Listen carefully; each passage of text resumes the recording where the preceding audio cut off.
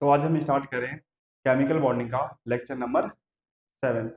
तो हम पढ़ रहे थे फ्रेंड टाइप्स ऑफ हाइब्रिडाइजेशन, जिसमें अभी तक हमने अपना 3 टाइप का हाइब्रिडेशन कंप्लीट कर लिया है, जो कि था हमारा sp हाइब्रिडेशन, sp2 हाइब्रिडेशन और sp3 हाइब्रिडेशन।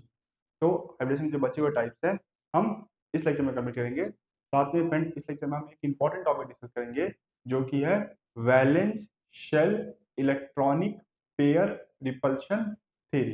ये काफी इंपॉर्टेंट थ्योरी है, जिसका डिस्कशन भी हमें इस लेक्चर में कंप्लीट करना है। ठीक है, चलिए स्टार्ट करते हैं आज का लेक्चर। तो अभी तक हमने 3 टाइप का हाइब्रिडेशन पढ़ लिया। अब हम पढ़ेंगे चौथे टाइप का हाइब्रिडेशन, जो कि है फ्रेंड हमारा sp3 डिहाइब्रिडाइजेशन। sp3 डिहाइब्रिडाइजेशन, देखो नाम से ही पता चल रहा है फ्रेंड, जब S का एक P का 3 और D का 1 ऑर्बिटल पार्टिसिपेट करेगा, जब S का एक P का 3 और D का 1 ऑर्बिटल पार्टिसिपेट करेगा, तो उससे आपका क्या निकल के आएगा, sp3 डिहाइब्रिडेशन निकल के आएगा। ठीक है, शेप की बात करें तो इसका जो शेप होता है हम पहले डिस्कस कर चुके हैं, वो होता है ट्राइगोनल ट्राइगोनल बाइपिरामिडल।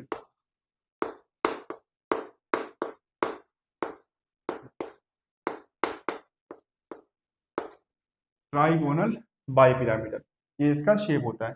इसमें टोटल 5 हाइब्रिड ऑर्बिटल होते हैं, है कि नहीं। इसमें टोटल 5 हाइब्रिड ऑर्बिटल होते हैं, इसमें टोटल 5 बॉन्ड होता है। इसमें जो 3 हाइब्रिड ऑर्बिटल या 3 बॉन्ड जो होता है वो एक प्लेन में होता है।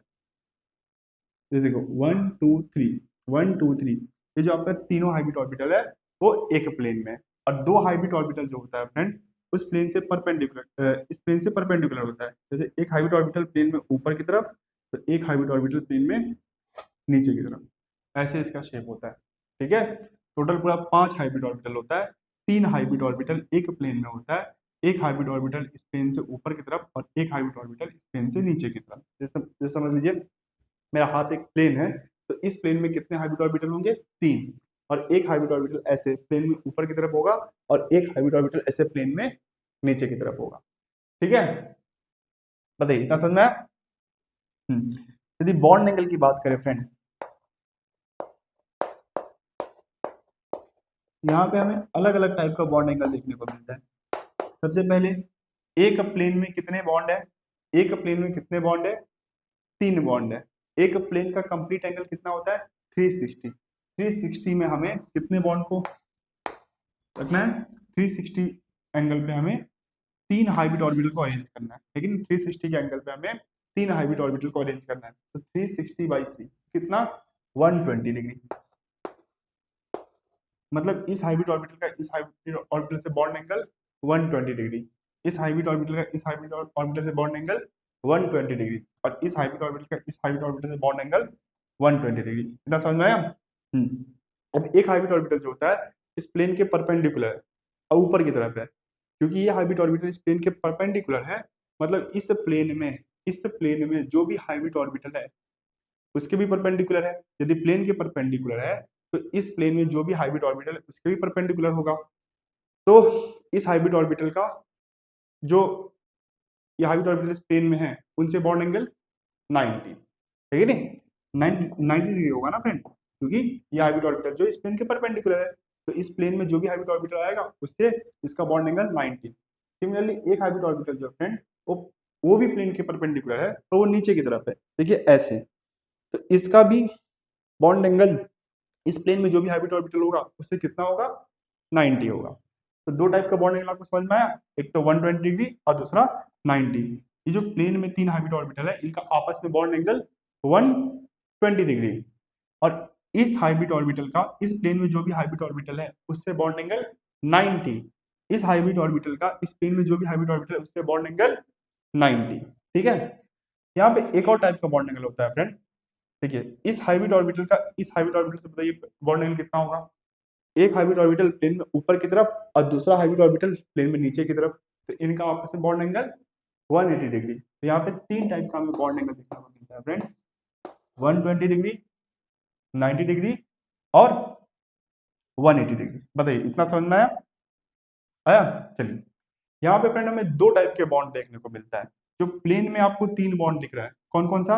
ये तो एक प्लेन में जो आपको तीन बॉन्ड दिख रहा है फ्रेंड, इसको हम बोलते हैं इक्वेटोरियल बॉन्ड। क्या बोलते हैं? Equatorial bond. ठीक है, एक ही प्लेन में जो तीन बॉन्ड है इनको हम क्या बोलते हैं? Equatorial bond. और जो बॉन्ड या जो हाइब्रिड ऑर्बिटल इस प्लेन के परपेंडिकुलर है, ये और ये, इसको हम क्या बोलते हैं? एक्सियल बॉन्ड या एक्सियल हाइब्रिड ऑर्बिटल। यहाँ पे हमें दो टाइप का बॉन्ड देखने को मिलता है, एक तो एक्सियल बॉन्ड और दूसरा इक्वेटोरियल बॉन्ड। एक ही प्लेन में जो तीन बॉन्ड है उनको हम बोलते हैं इक्वेटोरियल बॉन्ड। और जो बॉन्ड इस प्लेन के परपेंडिकुलर है, जैसे कि ये और ये, इसको हम क्या बोलते हैं? Axial bond. ठीक है, यदि हम बॉन्ड लेंथ की बात करें,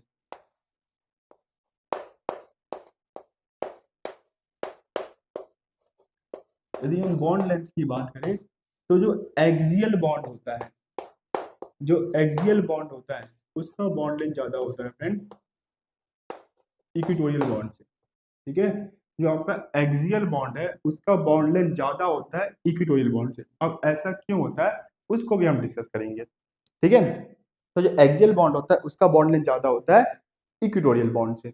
इसमें इन्वॉल्व होने वाला ऑर्बिटल कौन कौन सा है? तो एस का एक ऑर्बिटल है, पी का तीन ऑर्बिटल है और डी का एक ऑर्बिटल है।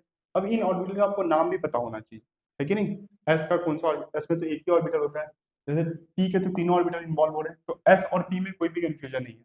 और डी का बताइए, डी में तो पांच ऑर्बिटल होता है कि नहीं? डी में तो पांच ऑर्बिटल होता है ना, D x Y, D Y Z, D x Z, D x square minus Y square, D Z square. D का एक ही ऑर्बिटल इन्वॉल्व हो रहा है इस हाइब्रिडाइजेशन में, डी का एक ही ऑर्बिटल इन्वॉल्व हो रहा है। तो कौन सा ऑर्बिटल है वो भी हमें पता होना चाहिए। ठीक है, चलिए तो देखते हैं कौन कौन सा ऑर्बिटल इसमें इन्वॉल्व हो रहा है। तो यहाँ पे जो हाइब्रिडेशन है वो है sp3d। तो s का एक ऑर्बिटल इन्वॉल्व हो रहा है, s का जो फ्रेंड एक ऑर्बिटल इन्वॉल्व हो रहा है। चलिए, कौन से ऑर्बिटल इसमें इन्वॉल्व हो रहा है फ्रेंड, इसको पता करने के लिए पहले आपको प्लेन डिसाइड करना होगा। जैसे हमने कहा ना कि जो तीन हाइब्रिड ऑर्बिटल है वो एक ही प्लेन में, तीन हाइब्रिड ऑर्बिटल जो है एक ही प्लेन से, एक ही प्लेन में, तो प्लेन का आपको नाम पता करना पड़ेगा कि ये प्लेन कौन सा है। एक्स वाई प्लेन है, वाई जेड प्लेन है, एक्स जेड प्लेन है। उस हिसाब से ऑर्बिटल का नाम भी अलग अलग होगा। जो हम यहाँ पे ऑर्बिटल का नाम निकाल रहे हैं वो फिक्स नहीं है, वो प्लेन के हिसाब से चेंज होगा। जैसे समझ लीजिए मैं इस प्लेन को मानता हूँ कि ये है हमारा एक्स वाई प्लेन। ठीक है, आपकी इच्छा कुछ भी मान सकते हैं। मैं एक्स वाई मान रहा हूँ, आप वाई जेड में मान लीजिए, आप एक्स जेड मान लीजिए। उस हिसाब से आपका ऑर्बिटल का नाम भी क्या होगा? अलग अलग आएगा। जैसे मैं इसको एक्स वाई प्लेन मानूं, तो जो तीनों हाइब्रिड ऑर्बिटल है जो कि एक ही प्लेन में, वो कौन से प्लेन में? एक्स वाई प्लेन में, है कि नहीं? एक्स वाई प्लेन में। अब जरा सोचिए फ्रेंड, ये वाला बॉन्ड कैसे बना होगा? ये वाला बॉन्ड कैसे बना होगा? ये वाला बॉन्ड ऐसे ऑर्बिटल से बना होगा, ये वाला बॉन्ड ऐसे ऑर्बिटल से बना होगा जिसका electron lobes X Y plane में हो, जिसका electron lobes X Y plane में हो। हम डिस्कस कर चुके हैं ना, जिस हाइब्रिड ऑर्बिटल का इलेक्ट्रॉन लोब्स जिस डायरेक्शन में होता है, जिस हाइब्रिड ऑर्बिटल का इलेक्ट्रॉन लोब्स जिस डायरेक्शन में होता है, वो उसी डायरेक्शन में बॉन्ड बनाता है। हम डिस्कस कर चुके हैं ना। यदि ये वाला बॉन्ड एक्स वाई प्लेन में बना है फ्रेंड, यदि ये वाला बॉन्ड एक्स वाई प्लेन में बना है, तो इस वाले बॉन्ड को वही हाइब्रिड ऑर्बिटल बनाया होगा, इस वाले बॉन्ड को वही हाइब्रिड ऑर्बिटल बनाया होगा जिसका electron lobes X Y plane में होगा, जिसका electron lobe X Y plane में होगा। क्या एस, क्या एस जो है ये वाला बॉन्ड बना सकता है? बना सकता है, पर कंडीशन क्या है कि एस के पास जो इलेक्ट्रॉन लोब्स है, जो इलेक्ट्रॉन डेंसिटी है, वो एक्स वाई प्लेन में होनी चाहिए। क्या एस के पास, क्या एस के पास इलेक्ट्रॉन डेंसिटी और electron lobes X Y plane में होता है? होता है। एस जो होता है वो आपका स्फेरिकल होता है, हम पढ़ चुके हैं ना फ्रेंड, एक्स जो होता है वो स्फेरिकल होता है। उसका इलेक्ट्रॉन डेंसिटी जो होता है वो हर एक डायरेक्शन में होता है, हर एक प्लेन में होता है। एक्स वाई प्लेन में भी होता है, वाई जेड प्लेन में भी होता है और एक्स जेड प्लेन में भी होता है। ठीक है, तो ये वाला बॉन्ड जो है वो एस बना सकता है, तो मानते हैं कि ये वाला बॉन्ड जो है एस ने बनाया है। ठीक है, चलिए तो एस यूज हो गया। यदि एस यूज हो गया तो क्या बचा है? P x. एस यूज हो गया तो पी का तीन ऑर्बिटल बचा हुआ है और डी का एक ऑर्बिटल बचा हुआ है कि नहीं? टोटल इसमें पांच ऑर्बिटल यूज हो रहे हैं, एस का एक, पी का तीन और डी का एक। यदि एस यूज हो गया, एस के हेल्प से हमने क्या किया? ये वाला हाइब्रिड ऑर्बिटल बनाया। तो अब क्या बच गया? P का 3 और D का 1। ठीक है, चलिए इसके लिए बताइए फ्रेंड, ये वाला बॉन्ड बना होगा तो कैसे बना होगा? यदि वाला बॉन्ड बना है और एक्स वाई प्लेन में बना है तो कैसे बना होगा? ये वाला बॉन्ड तो तब बना होगा फ्रेंड ना, या ऐसे ऑर्बिटल से ये वाला बॉन्ड बना होगा जिसका electron lobes X Y plane में होगा। क्या ऐसा ऑर्बिटल जिसका electron lobes X Y plane में नहीं है, क्या ये वाला बॉन्ड वो बना सकता है? नहीं। हम पढ़ चुके हैं, यदि ऑर्बिटल ऑर्बिटल का इलेक्ट्रॉन लोब्स जिस डायरेक्शन में होता है वो उसी डायरेक्शन में बॉन्ड बनाता है। तो यदि ये वाला बॉन्ड एक्स वाई प्लेन में बना है तो यहाँ पे एक ऐसा ऑर्बिटल होगा जिसका electron density X Y plane में होगा। यदि पी के लिए बात करें फ्रेंड, तो पी के पास कितना ऑर्बिटल होता है? 3 ऑर्बिटल होता है, पी एक्स, पी वाई और पी जेड। लेकिन पी के पास 3 ऑर्बिटल होता है, पी एक्स, पी वाई और पी जेड। और यहाँ पे तीनों ऑर्बिटल यूज हो रहा है, P3 है ना, मतलब पी का 3 ऑर्बिटल यूज हो रहा है। तो पी का 3 ऑर्बिटल यूज हो रहा है, पी एक्स यूज हो रहा है, पी वाई यूज हो रहा है और पी जेड यूज हो रहा है। बताइए फ्रेंड, क्या पी जेड क्या पी जेड ये वाला बॉन्ड बना सकता है? क्या पी जेड जो है ये वाला बॉन्ड बना सकता है? नहीं, क्योंकि पी जेड का इलेक्ट्रॉन डेंसिटी कौन से डायरेक्शन में होता है फ्रेंड? जेड डायरेक्शन में होता है। क्या एक्स वाई प्लेन में जेड डायरेक्शन आता है क्या? नहीं, जेड डायरेक्शन तो एक्स वाई प्लेन के परपेंडिकुलर होता है। ये जो है ये आपका जेड डायरेक्शन है, ये आपका जेड डायरेक्शन में। तो जो पी जेड है, पी जेड उसका इलेक्ट्रॉन डेंसिटी जेड डायरेक्शन में होगा। जो पी जेड है उसका इलेक्ट्रॉन डेंसिटी जेड डायरेक्शन में होगा। और ये वाला बॉन्ड किस में? एक्स वाई प्लेन में बना होगा। तो पी जेड जो है फ्रेंड, ये आपका ये वाला बॉन्ड नहीं बना सकता। क्या पी एक्स बना सकता है? बना सकता है। पी एक्स का इलेक्ट्रॉन डेंसिटी या इलेक्ट्रॉन क्लाउड्स कौन सी डायरेक्शन में होता है? एक्स डायरेक्शन में होता है। क्या एक्स वाई प्लेन में एक्स डायरेक्शन नहीं होता है? होता है ना, एक्स वाई प्लेन में 2 डायरेक्शन होता है, एक एक्स और एक वाई। तो पी एक्स का इलेक्ट्रॉन लोब्स एक्स डायरेक्शन में होता है और एक्स वाई प्लेन में जो होता है वो एक्स डायरेक्शन होता है। ये वाला बॉन्ड जो है आपका पी एक्स बना सकता है। तो मानते वाला बॉन्ड आपका पी एक्स ने बनाया है। ठीक है, चलिए इतना समझ आ रहा है। तो ये वाला बॉन्ड एस ने बनाया है और ये वाला बॉन्ड पी एक्स ने बनाया। ये बताइए फ्रेंड, क्या ये जो बॉन्ड है वो पी जेड बना सकता है? देखिए अभी हमारे पास टोटल 5 ऑर्बिटल थे जिसमें से 2 यूज हो चुका है, एस यूज हो चुका है और पी का 1 यूज हो चुका है, पी एक्स। अब हमारे पास बचा क्या क्या है? पी का 2 ऑर्बिटल बचा हुआ है, पी वाई पी जेड, और डी का 1 ऑर्बिटल बचा हुआ है। ठीक है नहीं, पी का 2 ऑर्बिटल बचा हुआ है, पी वाई पी जेड, और डी का 1 ऑर्बिटल बचा हुआ है। और हमने 2 बॉन्ड के फॉर्मेशन को एक्सप्लेन कर दिया है। अब हम तीसरे बॉन्ड के फॉर्मेशन को एक्सप्लेन करें, जो कि ये वाला है। ये वाला बॉन्ड फ्रेंड कौन से प्लेन में बना है? एक्स वाई प्लेन में बना है। यदि एक्स वाई प्लेन में बना है तो ऐसे ऑर्बिटल ने बनाया होगा जिसका electron density X Y plane में हो, जिसका electron density X Y plane में हो। तो क्या पीजेड ये वाला बॉन्ड बना सकता है? नहीं, पीजेड तो नहीं बना सकता है, क्योंकि पीजेड का जो इलेक्ट्रॉन डेंसिटी होता है वो कौन से डायरेक्शन में होता है? जेड डायरेक्शन में होता है। और ये वाला बॉन्ड किस में बना है? एक्स वाई प्लेन में बना है। पीजेड नहीं बना सकता है, पी एक्स और पी वाई बना सकता है, क्योंकि पी एक्स का जो इलेक्ट्रॉन डेंसिटी है वो एक्स डायरेक्शन में होता है और एक्स वाई प्लेन में एक्स डायरेक्शन होता है। और पी वाई का इलेक्ट्रॉन डेंसिटी वाई डायरेक्शन में होता है और एक्स वाई प्लेन में वाई डायरेक्शन भी होता है। पर पी एक्स तो हमने पहले ही यूज कर लिया है। ये वाला बॉन्ड किससे बना होगा? पी वाई से बना होगा। ठीक है, चलिए ये वाला बॉन्ड जो बना होगा वो पी वाई से बना होगा। ठीक है, समझ में आया? तो इस प्लेन में जो 3 बॉन्ड था उसके फॉर्मेशन को हमने एक्सप्लेन कर दिया है। ये आपका एस से बना है, ये आपका पी एस से बना है और ये आपका पी वाई से बना है। बताइए इतना समझ में आया?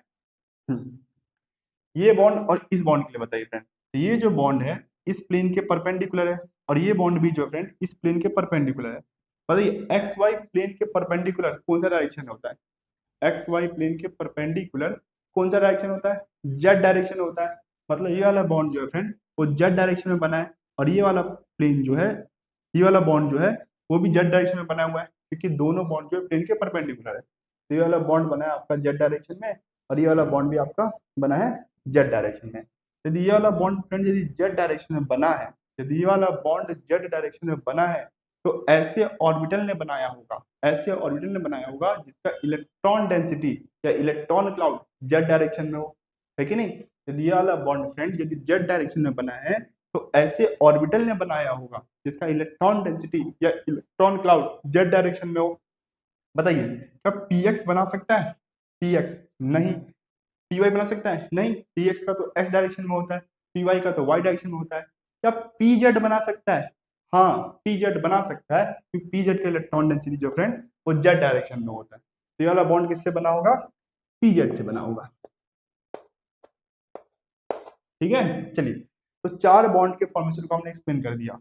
इसके बॉन्ड इस बॉन्ड के फॉर्मेशन को हमने एक्सप्लेन कर दिया, इस बॉन्ड के फॉर्मेशन को भी हमने एक्सप्लेन कर दिया, इस बॉन्ड के फॉर्मेशन को भी एक्सप्लेन कर दिया, और इस बॉन्ड के फॉर्मेशन को भी हमने एक्सप्लेन कर दिया। अब बचा है हमारा ये वाला बॉन्ड। ये वाला बॉन्ड भी बताइए फ्रेंड कौन सी डायरेक्शन में?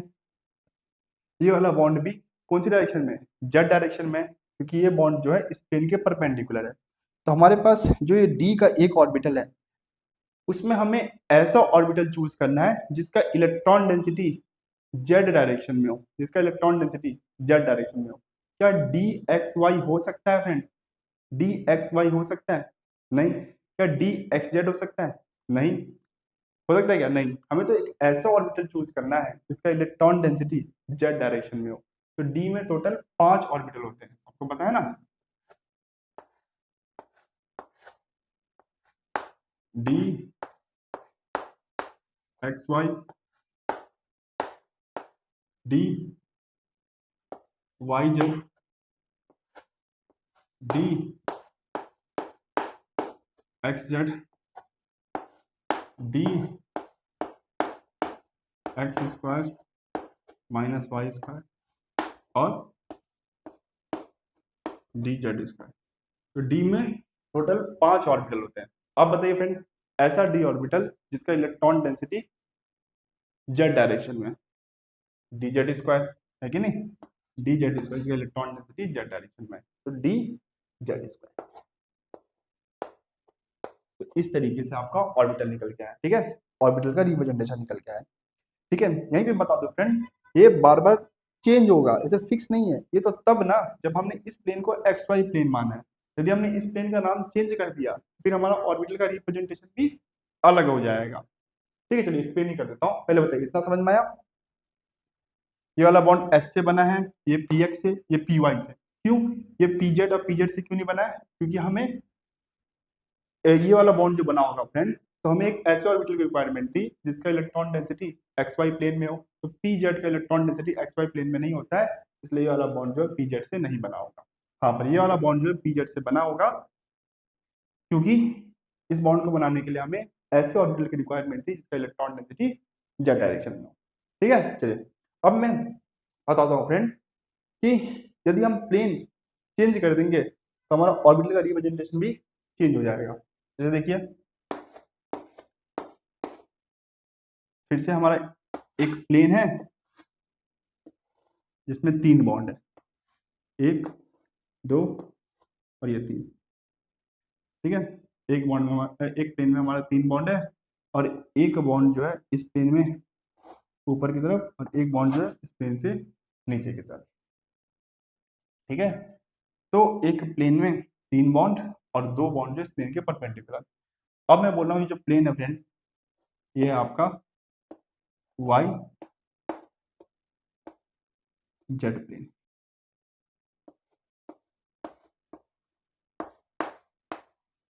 ठीक है, ये जो आपका है ये है वाई जेड प्लेन। पहले एक्स जेड प्लेन था, अब हमारा क्या हो गया? ये वाई जेड प्लेन हो गया।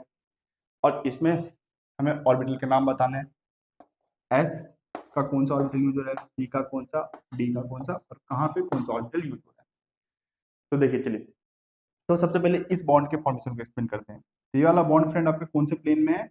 वाई जेड प्लेन में है। तो ये वाला बॉन्ड यदि बना है वाई जेड प्लेन में, तो ऐसे ऑर्बिटल से बना होगा। यदि ये बॉन्ड वाई जेड प्लेन में बना है फ्रेंड, तो ऐसे ऑर्बिटल से बना होगा जिसका electron density Y Z plane में हो। तो क्या एस इस बॉन्ड को बना सकता है? बना सकता है। हम पहले डिस्कस कर चुके हैं, जो एस जो होता है वो स्पेरिकल होता है कि नहीं? जो आपका एस होता है वो स्पेरिकल होता है, उसका इलेक्ट्रॉन डेंसिटी जो होता है वो हर एक डायरेक्शन में होता है। तो एस से आपका ये वाला बॉन्ड बन सकता है, और एस इसमें जितने भी बॉन्ड है सारे के सारे बॉन्ड जो है आपका एस से बन सकता है। तो मानते हैं वाला बॉन्ड जो आपका एस से बना है। ठीक है, तो 5 ऑर्बिटल में से हमने एक ऑर्बिटल का यूज कर लिया है बॉन्ड बनाने के लिए। अब कितना बचा हुआ है? 4 बचा हुआ है, पी का 3 और डी का 1। ठीक है, चलिए ये वाला बॉन्ड बताइए, ये वाला बॉन्ड किससे बना है फ्रेंड? यदि ये वाला बॉन्ड वाई जेड प्लेन में बना है, यदि ये वाला बॉन्ड वाई जेड प्लेन में बना है तो ऐसे ऑर्बिटल से बना होगा जिसका इलेक्ट्रॉन डेंसिटी या electron lobes Y Z plane में हो, है कि नहीं। यदि ये वाला बॉन्ड वाई जेड प्लेन में बना है फ्रेंड तो ऐसे ऑर्बिटल से बना होगा जिसका electron density Y Z plane में हो। क्या पीएक्स, क्या पीएक्स ये वाला बॉन्ड बना सकता है? इसके पहले तो हम पीएक्स लिख रहे थे, क्या अब इस बॉन्ड के लिए फिर से हम पीएक्स लिखेंगे? देखो पीएस का मतलब क्या है कि उसका इलेक्ट्रॉन डेंसिटी एक्स डायरेक्शन में है। क्या वाई जेड में एक्स आता है क्या? वाई जेड में तो दो डायरेक्शन आता है, Y direction, Z direction. Y Z plane के परपेंडिकुलर होगा एक्स, तो ये वाला बॉन्ड जो है फ्रेंड वो बना है आपका एक्स डायरेक्शन में, और ये वाला बॉन्ड जो है वो बना है आपका एक्स डायरेक्शन में। ये वाला बॉन्ड आपका एक्स डायरेक्शन में नहीं बना है, तो पी एक्स जो है फ्रेंड ये वाला बॉन्ड नहीं बना सकता है। क्या पी वाई बना सकता है? बना सकता है। पी वाई का इलेक्ट्रॉन डेंसिटी कौन से डायरेक्शन में है? वाई डायरेक्शन में। क्या वाई जेड प्लेन में, क्या वाई जेड प्लेन में पी वाई आता है? आता है। तो पी वाई जो है फ्रेंड ये वाला आपका बॉन्ड बना सकता है, तो मानते वाले बॉन्ड बनाया आपका पी वाई ने। ठीक है, चलिए इतना समझना है। इस बॉन्ड के लिए बताइए फ्रेंड, तो अभी हमारे पास कितना ऑर्बिटल और बचा हुआ है? देखो टोटल 5 था जिसमें हमने 2 यूज कर लिया है, एस का एक और पी का एक, तो हमारे पास पी का 2 बचा हुआ है, पी एक्स और पी जेड, और डी का 1 बचा हुआ है। तो क्या पी एक्स आपका ये वाला बॉन्ड बना सकता है? क्या पी एक्स आपका ये वाला बॉन्ड बना सकता है? नहीं। पी एक्स का इलेक्ट्रॉन डेंसिटी कौन से डायरेक्शन में होता है? एक्स डायरेक्शन में होता है, और एक्स जो है इस प्लेन के परपेंडिकुलर है। पी वाई बना सकता है? हाँ पी वाई वाला बॉन्ड बना सकता है, पर पी वाई का हमने पहले ही यूज कर लिया है ना, पी वाई का हमने वाला बॉन्ड बना लिया। क्या पी जेड बना सकता है? बना सकता है, क्योंकि वाई जेड प्लेन में तो जेड डायरेक्शन भी होता है ना, वाई जेड प्लेन में फ्रेंड जेड डायरेक्शन भी होता है। पी जेड भी आपका ये प्लेन बना सकता है, पी जेड भी जो है ये वाला बॉन्ड बना सकता है, तो मानते हैं पी जेड ने आपका ये बॉन्ड बनाया है। ठीक है, तो एस ने ये बनाया, पी वाई नहीं है, और पी जेड ने ये वाला बॉन्ड। ठीक है, तो अभी तक हमने कितना ऑर्बिटल यूज कर लिया है? 3 ऑर्बिटल यूज कर लिया, एस का एक, पी का एक, पी का 2, पी वाई और पी जेड। तो पी का एक ऑर्बिटल हमारे पास बचा हुआ है और डी का एक ऑर्बिटल बचा हुआ है। ठीक है, चलिए ये वाला बॉन्ड बताइए फ्रेंड, ये वाला बॉन्ड कौन से डायरेक्शन में? एक्स डायरेक्शन में, और ये वाला बॉन्ड भी कौन से डायरेक्शन में? एक्स डायरेक्शन में, है कि नहीं। यदि ये वाला बॉन्ड एक्स डायरेक्शन में बना है तो ऐसे ऑर्बिटल से बना होगा, ऐसे ऑर्बिटल से बना होगा जिसका इलेक्ट्रॉन डेंसिटी एक्स डायरेक्शन में हो। तो क्या पी एक्स वाला बॉन्ड बना सकता है फ्रेंड? पी एक्स बना सकता है, क्योंकि पी एक्स का जो इलेक्ट्रॉन डेंसिटी है कौन से डायरेक्शन में होता है? एक्स डायरेक्शन में होता है। ये वाला बॉन्ड जो कौन बनाया होगा? पी एक्स बनाया होगा। ठीक है, चलिए तो ये वाला बॉन्ड आपका कौन बनाया होगा? पी एक्स बनाया होगा। समझ में आ रहा है? ये वाला बॉन्ड बनाइए, बताइए फ्रेंड। तो देखो हमारे पास 5 ऑर्बिटल थे, एस का एक, पी का 3 और डी का 1। तो एस हमने यूज कर लिया है, पी हमने यूज कर लिया, अब बचा आपका डी। तो डी में हमें ऐसे ऑर्बिटल की रिक्वायरमेंट होगी जिसका इलेक्ट्रॉन डेंसिटी कौन से डायरेक्शन में हो? एक्स डायरेक्शन में हो, है कि नहीं। डी में हमें ऐसे ऑर्बिटल की रिक्वायरमेंट होगी जिसका इलेक्ट्रॉन डेंसिटी एक्स डायरेक्शन में हो। तो ये हो जाएगा D x square Y square. अब मैं यही यूज कर रहा हूँ फ्रेंड। आप सोच रहे होंगे सर इसमें भी तो है एक्स और वाई, तो इसमें जो friend electron density, electron load जो होगा वो एक्स वाई एक्सिस के बीच में होगा, एक्स वाई एक्सिस के एकदम बीच में। समझ लीजिए ये एक्स एक्सिस है और ये वाई एक्सिस है, तो इसमें जो इलेक्ट्रॉन डेंसिटी होगा ये एक्स और वाई एक्सिस के बीच में होगा, यहाँ पे होगा। इतना समझ में आया? और हमें एक ऐसे ऑर्बिटल की रिक्वायरमेंट है, हमें एक ऐसे ऑर्बिटल की रिक्वायरमेंट है जिसका इलेक्ट्रॉन डेंसिटी, एक्स एक्सिस पे ही हो, एक्स और वाई एक्सिस के बीच में ना हो, एक्स एक्सिस पे ही हो। जैसे वाला बॉन्ड जो है सिर्फ और सिर्फ एक्स डायरेक्शन में बना है, क्या कोई प्लेन में बना है? नहीं, सिर्फ और सिर्फ एक्स डायरेक्शन में बना है। तो हमें एक ऐसे ऑर्बिटल की रिक्वायरमेंट होगी जो एक्स एक्सिस पे ही हो, एक्स और वाई के एक्सिस के बीच में ना हो, जो कि इसमें है। इसमें जो फ्रेंड इलेक्ट्रॉन डेंसिटी है वो एक्स और वाई एक्सिस पे ही है। देखो यहाँ पे है और यहाँ पे, तो एक्स एक्सिस के ऊपर ही आपका इलेक्ट्रॉन डेंसिटी है और वाई एक्सिस के ऊपर इलेक्ट्रॉन डेंसिटी है। इसलिए ये वाला बॉन्ड जो बना होगा वो किससे बना होगा? D x square minus Y square से बना होगा। जैसे इसमें भी आप सोच सकते हैं कि सर ये वाला बॉन्ड यदि जेड डायरेक्शन में बना हुआ है तो आप तो ये भी ले सकते हैं, डी वाई जेड भी ले सकते हैं क्योंकि इसमें भी जेड है। और डी एक्स जेड भी ले सकते हैं क्योंकि इसमें भी जेड है। पर ये वाला बॉन्ड जो है फ्रेंड वो कौन से एक्सिस पे बना है, जेड एक्सिस में बना है। हमें एक ऐसे ऑर्बिटल की रिक्वायरमेंट होगी, हमें ऐसे ऑर्बिटल की रिक्वायरमेंट होगी जिसका electron density X Z plane में ना हो या वाई जेड प्लेन के बीच में ना हो, जेड एक्सिस पे ही हो। जैसे इसमें जो इलेक्ट्रॉन डेंसिटी है वो वाई जेड प्लेन के बीच में होगा, ऐसे होगा, और इसमें भी एक्स जेड प्लेन के बीच में होगा, ऐसे होगा।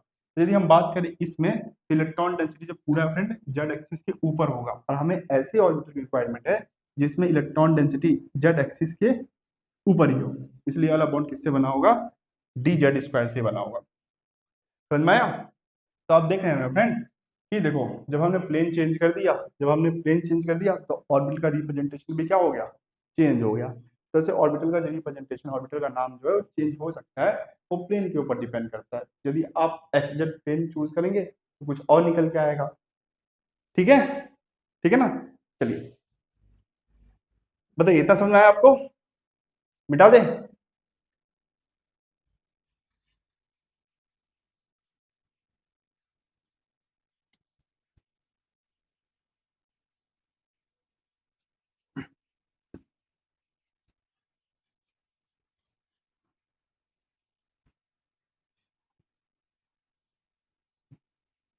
चलिए इसका एग्जाम्पल डिस्कस करते हैं। तो इसका जो बहुत इंपॉर्टेंट एग्जाम्पल है वो है फ्रेंड PCl5, फॉस्फोरस पेंटा क्लोराइड, फॉस्फोरस पेंटा क्लोराइड। यहाँ पे फॉस्फोरस जो है 5 बॉन्ड बनाएगा, 1 2 3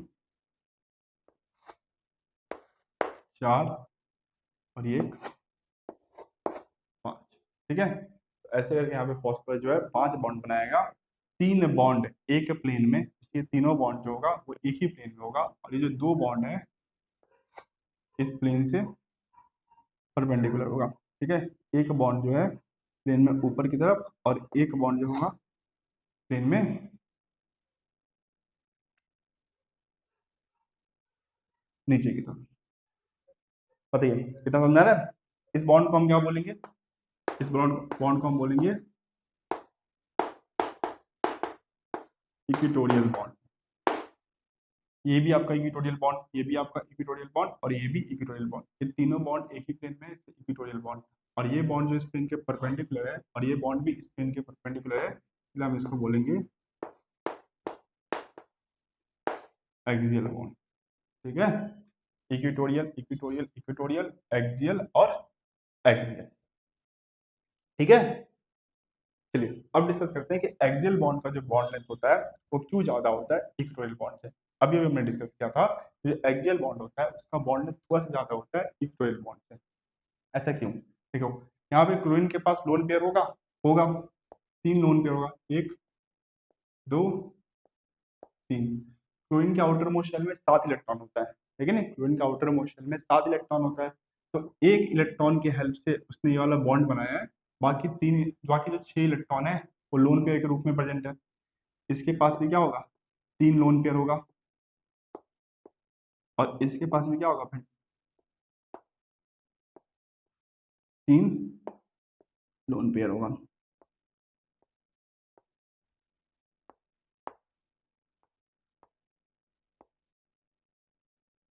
बताइए कितना समझ में आया?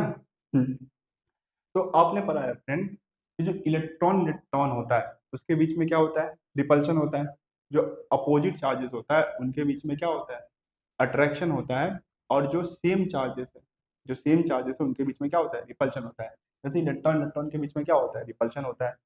तो लोन पेयर में क्या होता है, इलेक्ट्रॉन ही होता है, लेकिन लोन पेयर में क्या होता है, पेयर ऑफ इलेक्ट्रॉन होता है, 2 इलेक्ट्रॉन होता है। तो इस ये इलेक्ट्रॉन ये इलेक्ट्रॉन ये इलेक्ट्रॉन, तो क्या इनका और इनका रिपल्शन नहीं होगा फ्रेंड? इलेक्ट्रॉन और इलेक्ट्रॉन के बीच में रिपल्शन नहीं होगा? होगा। इलेक्ट्रॉन और इलेक्ट्रॉन के बीच में रिपल्शन नहीं होगा? होगा। इलेक्ट्रॉन और इलेक्ट्रॉन के बीच में रिपल्शन नहीं होगा? होगा। सिमिलरली इसके इलेक्ट्रॉन और ये जो इनके इलेक्ट्रॉन है, मतलब इसका जो लोन पेयर है और इसका जो लोन पेयर है उसमें भी रिपल्शन होगा। इसका जो लोन पेयर है इसका भी लोन पेयर है उसमें भी रिपल्शन होगा। तो यहाँ पे हर जगह क्या होगा फ्रेंड, लोन पेयर का क्या होगा, रिपल्शन होगा। अब देखिए इस क्लोरीन से बॉन्ड एंगल 120 डिग्री, इस क्लोरीन से बॉन्ड एंगल 120 डिग्री, और इस क्लोरीन से बॉन्ड एंगल 90 डिग्री। तो इस क्लोरीन के पास कितना, इस क्लोरीन के आसपास कितना है, चार टाइप के बॉन्ड एंगल। जैसे इससे इसका 90, इससे इसका 90, और इस क्लोरीन का 120 डिग्री, और इस क्लोरीन का 120 डिग्री। समझ में आ रहा है? आराम से समझिए। देखिए ये क्लोरीन, ये क्लोरीन एक प्लेन में है, तो इनका आपस में बॉन्ड एंगल 120 डिग्री। मतलब इस क्लोरीन से बॉन्ड एंगल 120 डिग्री, इस क्लोरीन से बॉन्ड एंगल 120 डिग्री। ये हो गया इस प्लेन का बॉन्ड एंगल। ठीक है, इससे इसका बॉन्ड एंगल 90, इससे इसका बॉन्ड एंगल 90।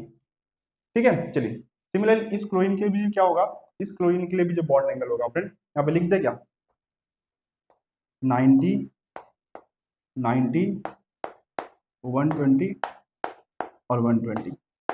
समझ में आ रहा है? 90, 90, 120, 120। इसके लिए भी यही होगा फ्रेंड। जैसे इससे 90, इससे 90, इससे 120 और इससे 120। समझ में आ रहा है? इसके लिए भी यही होगा 90, 90, 120,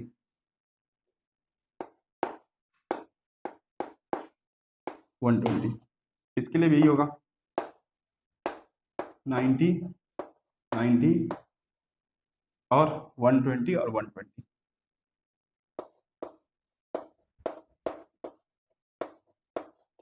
बताइए इतना समझ में आया? इसका इससे 90, इसका इससे 90, सॉरी 120, सॉरी 120, इसका इससे 120, 120, 90, 90। सिमिलरली इसका 120, 120, 90, 90, इसका 120, 120, 90 और 90। ठीक है, इसका बताइए फ्रेंड, इसका इससे 90, क्योंकि ये इन तीनों के परपेंडिकुलर है, तो 90। इसका इससे 90, इसका इससे 90, और इसका इससे 180 डिग्री। ठीक है, चलिए इसका बताइए। तो इससे इसका 90, इससे इसका 90, 90, और जो आखिरी वाला क्लोरीन है इससे बॉन्ड एंगल 120।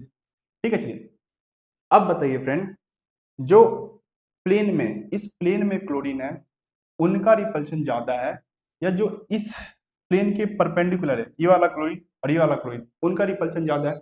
एक चीज हमें पता है फ्रेंड, जो सेम चार्जेस है, जैसे कि इलेक्ट्रॉन इलेक्ट्रॉन, प्रोटॉन और प्रोटॉन, उनके बीच में यदि डिस्टेंस ज्यादा तो रिपल्शन कम। दोनों एक दूसरे से जितना दूर रहेंगे उतना ही कम लड़ेंगे। तो रिपल्शन ज्यादा कब होगा, जब डिस्टेंस कम होगा, और रिपल्शन कब होगा, जब डिस्टेंस ज्यादा होगा। डिस्टेंस ज्यादा तो रिपल्शन कम, और डिस्टेंस कम तो रिपल्शन ज्यादा। यदि एक दूसरे से ज्यादा दूर रहेंगे तो कम लड़ेंगे, और कम दूर रहेंगे तो ज्यादा लड़ेंगे। बताइए फ्रेंड, इस क्लोरीन के बीच पर, इस क्लोरीन के ऊपर रिपल्शन ज्यादा होगा और क्लोरीन का, या इस क्लोरीन के ऊपर रिपल्शन ज्यादा होगा और क्लोरीन का? देखिए मेरे ख्याल से इस क्लोरीन पे, इस क्लोरीन से 90, इस क्लोरीन से 90, इस क्लोरीन से 90, इस क्लोरीन का इससे 90 तो है, पर इससे और इससे कितना है, इससे और इससे कितना है, 120 डिग्री है कि नहीं? जैसे इससे देखो शुरुआत का दोनों का सेम है, और तीसरा देखो इसका 120, 120, इसका देखो 90। मतलब इस वाले क्लोरीन के ऊपर रिपल्शन जो है ज्यादा है। ये तीनों मिलके क्या करेंगे, इसके ऊपर स्ट्रॉन्ग रिपल्शन लगाएंगे। ये तीनों मिलके इसके ऊपर स्ट्रॉन्ग रिपल्शन लगाएंगे। सिमिलरली इसके ऊपर भी फ्रेंड ये तीनों मिलकर स्ट्रॉन्ग रिपल्शन लगाएंगे। अब रिपल्शन के कारण आप बताइए फ्रेंड, मॉलिक्यूल स्टेबल होता है कि अनस्टेबल होता है? अनस्टेबल होता है। इस क्लोरीन को दिखने लगेगा कि ये जो तीनों क्लोरीन का लोन पेयर है, वो मेरे ऊपर बहुत ज्यादा रिपल्शन लगा रहे हैं, जिसका कारण क्या हो रहा है, मॉलिक्यूल अनस्टेबल हो रहा है। तो इसके लिए वो क्या करेगा, अपने बॉन्ड एंगल को थोड़ा स्ट्रेच कर लेगा। तो ये क्लोरीन थोड़ा ऊपर चले जाएगा, ये क्लोरीन थोड़ा नीचे आ जाएगा, जिससे क्या होगा, ये वाला बॉन्ड जो है, उसका बॉन्ड लेंथ जो है बढ़ जाएगा। तो जो एक्सियल पोजीशन पे क्लोरीन है, उनके ऊपर रिपल्शन ज्यादा होता है, एज कंपेयर टू जो इक्वेटोरियल पोजीशन पे क्लोरीन है, जो इक्वेटोरियल पोजीशन पे क्लोरीन है। तो इस रिपल्शन को कम करने के लिए, इस रिपल्शन को कम करने के लिए जो क्लोरीन है थोड़ा ऊपर से चल जाएगा और ये क्लोरीन जो है थोड़ा नीचे की तरफ हो जाएगा। तो जो एक्सियल बॉन्ड है थोड़ा सा स्ट्रेच हो जाएगा। इस रिपल्शन कम करने के लिए क्या होगा, जो एक्सियल बॉन्ड है वो स्ट्रेच हो जाएगा। इससे एक्सियल बॉन्ड का जो बॉन्ड लेंथ होता है थोड़ा सा ज्यादा होता है इक्वेटोरियल बॉन्ड से। ठीक है, यदि मैं यहाँ पे बताऊं फ्रेंड कि एक्सियल बॉन्ड का बॉन्ड लेंथ कितना होता है, इक्वेटोरियल बॉन्ड का कितना होता है, तो ये डाटा मैं आपको बता रहा हूँ समझने के लिए, याद नहीं करना है। जैसे एक्सियल बॉन्ड का जो बॉन्ड होता है फ्रेंड PCl5 के केस में वो होता है 290 पिकोमीटर,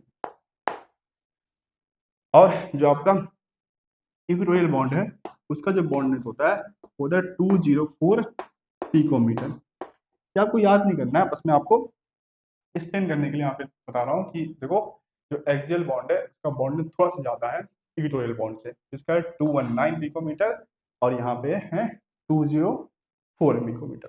ठीक है ना, दिख रहा है ना आपको, जो एक्सियल बॉन्ड है उसका बॉन्ड लेंथ थोड़ा ज्यादा है इक्वेटोरियल बॉन्ड है। ठीक है, समझ में आया? तो क्यों एक्सियल बॉन्ड का बॉन्ड लेंथ ज्यादा होता है इक्वेटोरियल बॉन्ड से, चलिए इसको लिख भी लेते हैं ताकि आप रिवाइज करें तो आपको याद है। Due to repulsion, due to repulsion between chlorine atom, due to repulsion between chlorine atom, इस क्लोरीन एटम के ऊपर इन तीनों क्लोरीन एटम में रिपल्शन होगा। Due to repulsion between chlorine atom, axial bond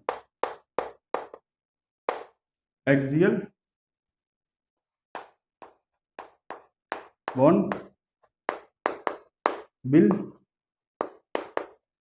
stretch to minimize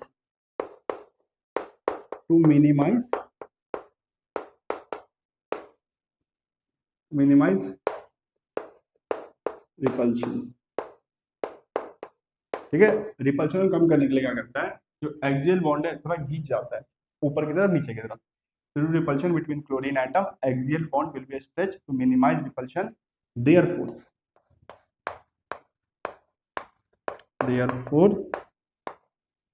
जो axial bond है,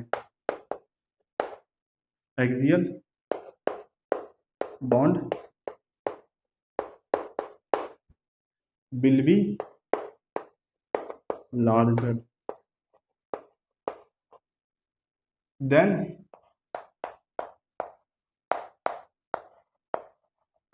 equatorial bond।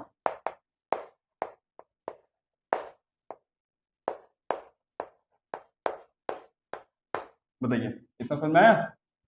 तो एक्सियल बॉन्ड है उसका बॉन्ड लेंथ ज्यादा होता है इक्वेटोरियल बॉन्ड से, क्योंकि इसके बीच, इसके ऊपर और इसके ऊपर स्ट्रॉन्ग रिपल्शन होता है। इस रिपल्शन कम करने के लिए क्लोरीन एटम थोड़ा ऊपरी तक चले जाएगा और ये क्लोरीन एटम थोड़ा नीचे की तरफ आ जाएगा।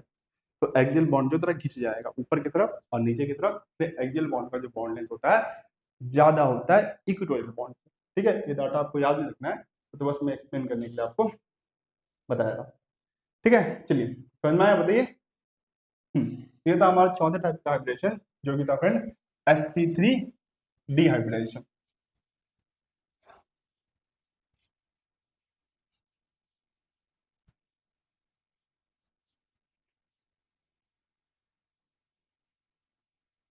चलिए अब हम करेंगे अपना पांचवा टाइप का हाइब्रिडेशन जो कि है sp3 d2 hybridisation. sp3 d2 hybridisation. अब देखो, देख के पता चल रहा है कि s का एक, p का 3 और d का 2, जब s का एक, p का 3 और d का 2 ऑर्बिटल पार्टिसिपेट करेगा तो उससे आपका हाइब्रिडेशन निकल के आएगा sp3 d2। ठीक है, इसके शेप की बात करें, इसका जो शेप होता है फ्रेंड वो होता है ऑक्टाहेड्रल।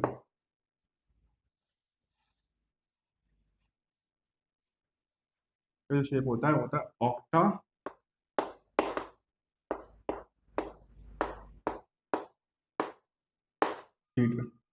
ठीक है, ऑक्टाहेड्रल शेप होता है। इसमें क्या होता है जो आपका 4 बॉन्ड होता है फ्रेंड, वो एक प्लेन में होता है। जैसे ये प्लेन है, इस प्लेन में आपका 4 बॉन्ड या 4 हाइब्रिड ऑर्बिटल होगा, 1 2 3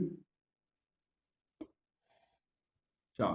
तो 4 हाइब्रिड ऑर्बिटल या 4 बॉन्ड जो होता है एक प्लेन में होता है, और 2 हाइब्रिड ऑर्बिटल या 2 बॉन्ड जो होता है वो इस प्लेन के परपेंडिकुलर होता है, एक ऊपर की तरफ और एक नीचे की तरफ। 1 2 3 4 4 हाइब्रिड ऑर्बिटल एक प्लेन में, और 2 बॉन्ड जो होता है, 2 हाइब्रिड ऑर्बिटल जो होता है इस प्लेन के परपेंडिकुलर होता है। ठीक है, बॉन्ड एंगल की बात करें,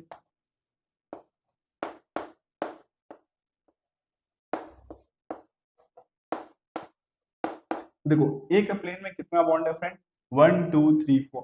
तो एक प्लेन में हमें कितने 4 बॉन्ड को अरेंज करना है, तो 360 बाई 4 तो 90। ठीक है, 90 मतलब इसका इससे बॉन्ड एंगल 90, इसका इससे बॉन्ड एंगल 90 90 90। तो बॉन्ड एंगल 90, जो प्लेन में हाइब्रिड ऑर्बिटल है उनके आपस के बीच का बॉन्ड एंगल 90। अब ये जो हाइब्रिड ऑर्बिटल है फ्रेंड इस प्लेन के परपेंडिकुलर है। जैसे मेरा हाथ एक प्लेन है जिस प्लेन में 4 हाइब्रिड ऑर्बिटल है, तो एक हाइब्रिड ऑर्बिटल इस प्लेन के परपेंडिकुलर है। यदि ये हाइब्रिड ऑर्बिटल इस प्लेन के परपेंडिकुलर है, मतलब इस प्लेन में जो भी हाइब्रिड ऑर्बिटल है उससे इसका बॉन्ड एंगल कितना होगा 90, क्योंकि ये इस प्लेन के परपेंडिकुलर है। तो इस प्लेन में जो भी बॉन्ड है, इस प्लेन में जो भी हाइब्रिड ऑर्बिटल है इससे इस हाइब्रिड ऑर्बिटल का बॉन्ड एंगल 90। ठीक है, सिमिलरली जो हाइब्रिड ऑर्बिटल प्लेन में नीचे की तरफ है, जो हाइब्रिड ऑर्बिटल प्लेन में नीचे की तरफ है वो भी इस प्लेन के परपेंडिकुलर है, वो भी इस प्लेन के परपेंडिकुलर है। मतलब इस प्लेन में जो भी हाइब्रिड ऑर्बिटल है उससे इस हाइब्रिड ऑर्बिटल का बॉन्ड एंगल 90। समझ में आ रहा है? तो बॉन्ड एंगल 90, या अभी तक हमें एक ही टाइप का बॉन्ड एंगल दिखा है। जैसे इस हाइब्रिड ऑर्बिटल से बॉन्ड एंगल 90, मतलब इस प्लेन में जो भी हाइब्रिड ऑर्बिटल है उनका आपस में बॉन्ड एंगल 90 है, और जो हाइब्रिड ऑर्बिटल इस प्लेन के परपेंडिकुलर है उसका भी इस प्लेन में जो भी हाइब्रिड ऑर्बिटल है उससे बॉन्ड एंगल कितना है 90 है। इसका इस प्लेन में जो भी हाइब्रिड ऑर्बिटल है उससे बॉन्ड एंगल 90, इसका इस प्लेन में जो भी हाइब्रिड ऑर्बिटल है उससे बॉन्ड एंगल 90, और इस प्लेन में जो भी हाइब्रिड ऑर्बिटल है उनका आपस में बॉन्ड एंगल 90। ठीक है, चलिए और बताइए क्या और भी टाइप का आपको बॉन्ड एंगल दिख रहा है इस हाइब्रिड ऑर्बिटल का, इस हाइब्रिड ऑर्बिटल से बॉन्ड एंगल बताइए 90 90 नहीं 180 डिग्री। देखो ऐसा ये ऊपर की तरफ है और ऐसा ये नीचे की तरफ है। ऐसा एक हाइब्रिड ऑर्बिटल प्लेन में ऊपर की तरफ है और एक हाइब्रिड ऑर्बिटल जो प्लेन में नीचे की तरफ है, तो इनका आपस में बॉन्ड एंगल 180 डिग्री, 90 नहीं। ठीक है, तो ऐसे करके यहाँ पे हमें दो टाइप का बॉन्ड एंगल देखने को मिलता है, 90 डिग्री और 180 डिग्री। ठीक है, चलिए यहाँ पे फ्रेंड जितना भी पोजीशन है वो आइडेंटिकल है। जैसे इसके पहले वाला ये वाला था आपका sp3d हाइब्रिडेशन, उसमें सारे के सारे पोजीशन आइडेंटिकल नहीं थे। क्या सारे के सारे बॉन्ड एक जैसे थे? नहीं, उसमें हमें दो टाइप का बॉन्ड दिख रहा था, एक दिख रहा था आपका एक्सियल बॉन्ड और दूसरा इक्वेटोरियल बॉन्ड। यहाँ पे ऐसा नहीं होता है, इस केस में फ्रेंड जितना भी बॉन्ड होता है वो सारे के सारे आइडेंटिकल होता है, कोई भी एक्सियल बॉन्ड नहीं है, कोई भी इक्वेटोरियल बॉन्ड नहीं है। यहाँ पे सारे के सारे बॉन्ड कैसे हैं, सेम है। तो लिख सकते हैं all positions, all positions are identical.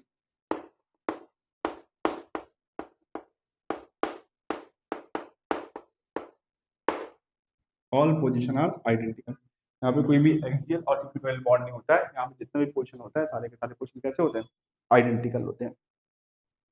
ठीक है, चलिए अब हम ऑर्बिटल का रिप्रेजेंटेशन देखते हैं।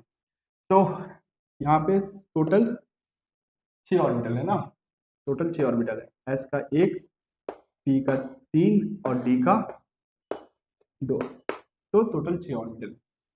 बताइए सबसे पहले तो आपको प्लेन डिसाइड करना होगा, जैसा आपका प्लेन होगा वैसा ही आपका क्या होगा, ऑर्बिटल का नाम होगा। यदि आप प्लेन चेंज कर देंगे तो ऑर्बिटल का नाम भी चेंज हो जाएगा, अभी अभी हमने देखा था। तो मानते हैं फ्रेंड ये जो है आपका वो है एक्स वाई प्लेन, ठीक है, ये जो है आपका एक्स वाई प्लेन।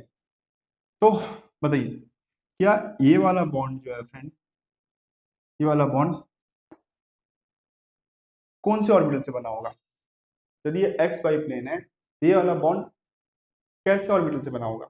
ऐसा ऑर्बिटल जिसका electron density X Y plane में नहीं है, कोई दूसरे प्लेन में नहीं, क्योंकि ये बॉन्ड एक्स वाई प्लेन में बना है, तो ऐसा ऑर्बिटल की रिक्वायरमेंट होगी जिसका electron density X Y plane में हो।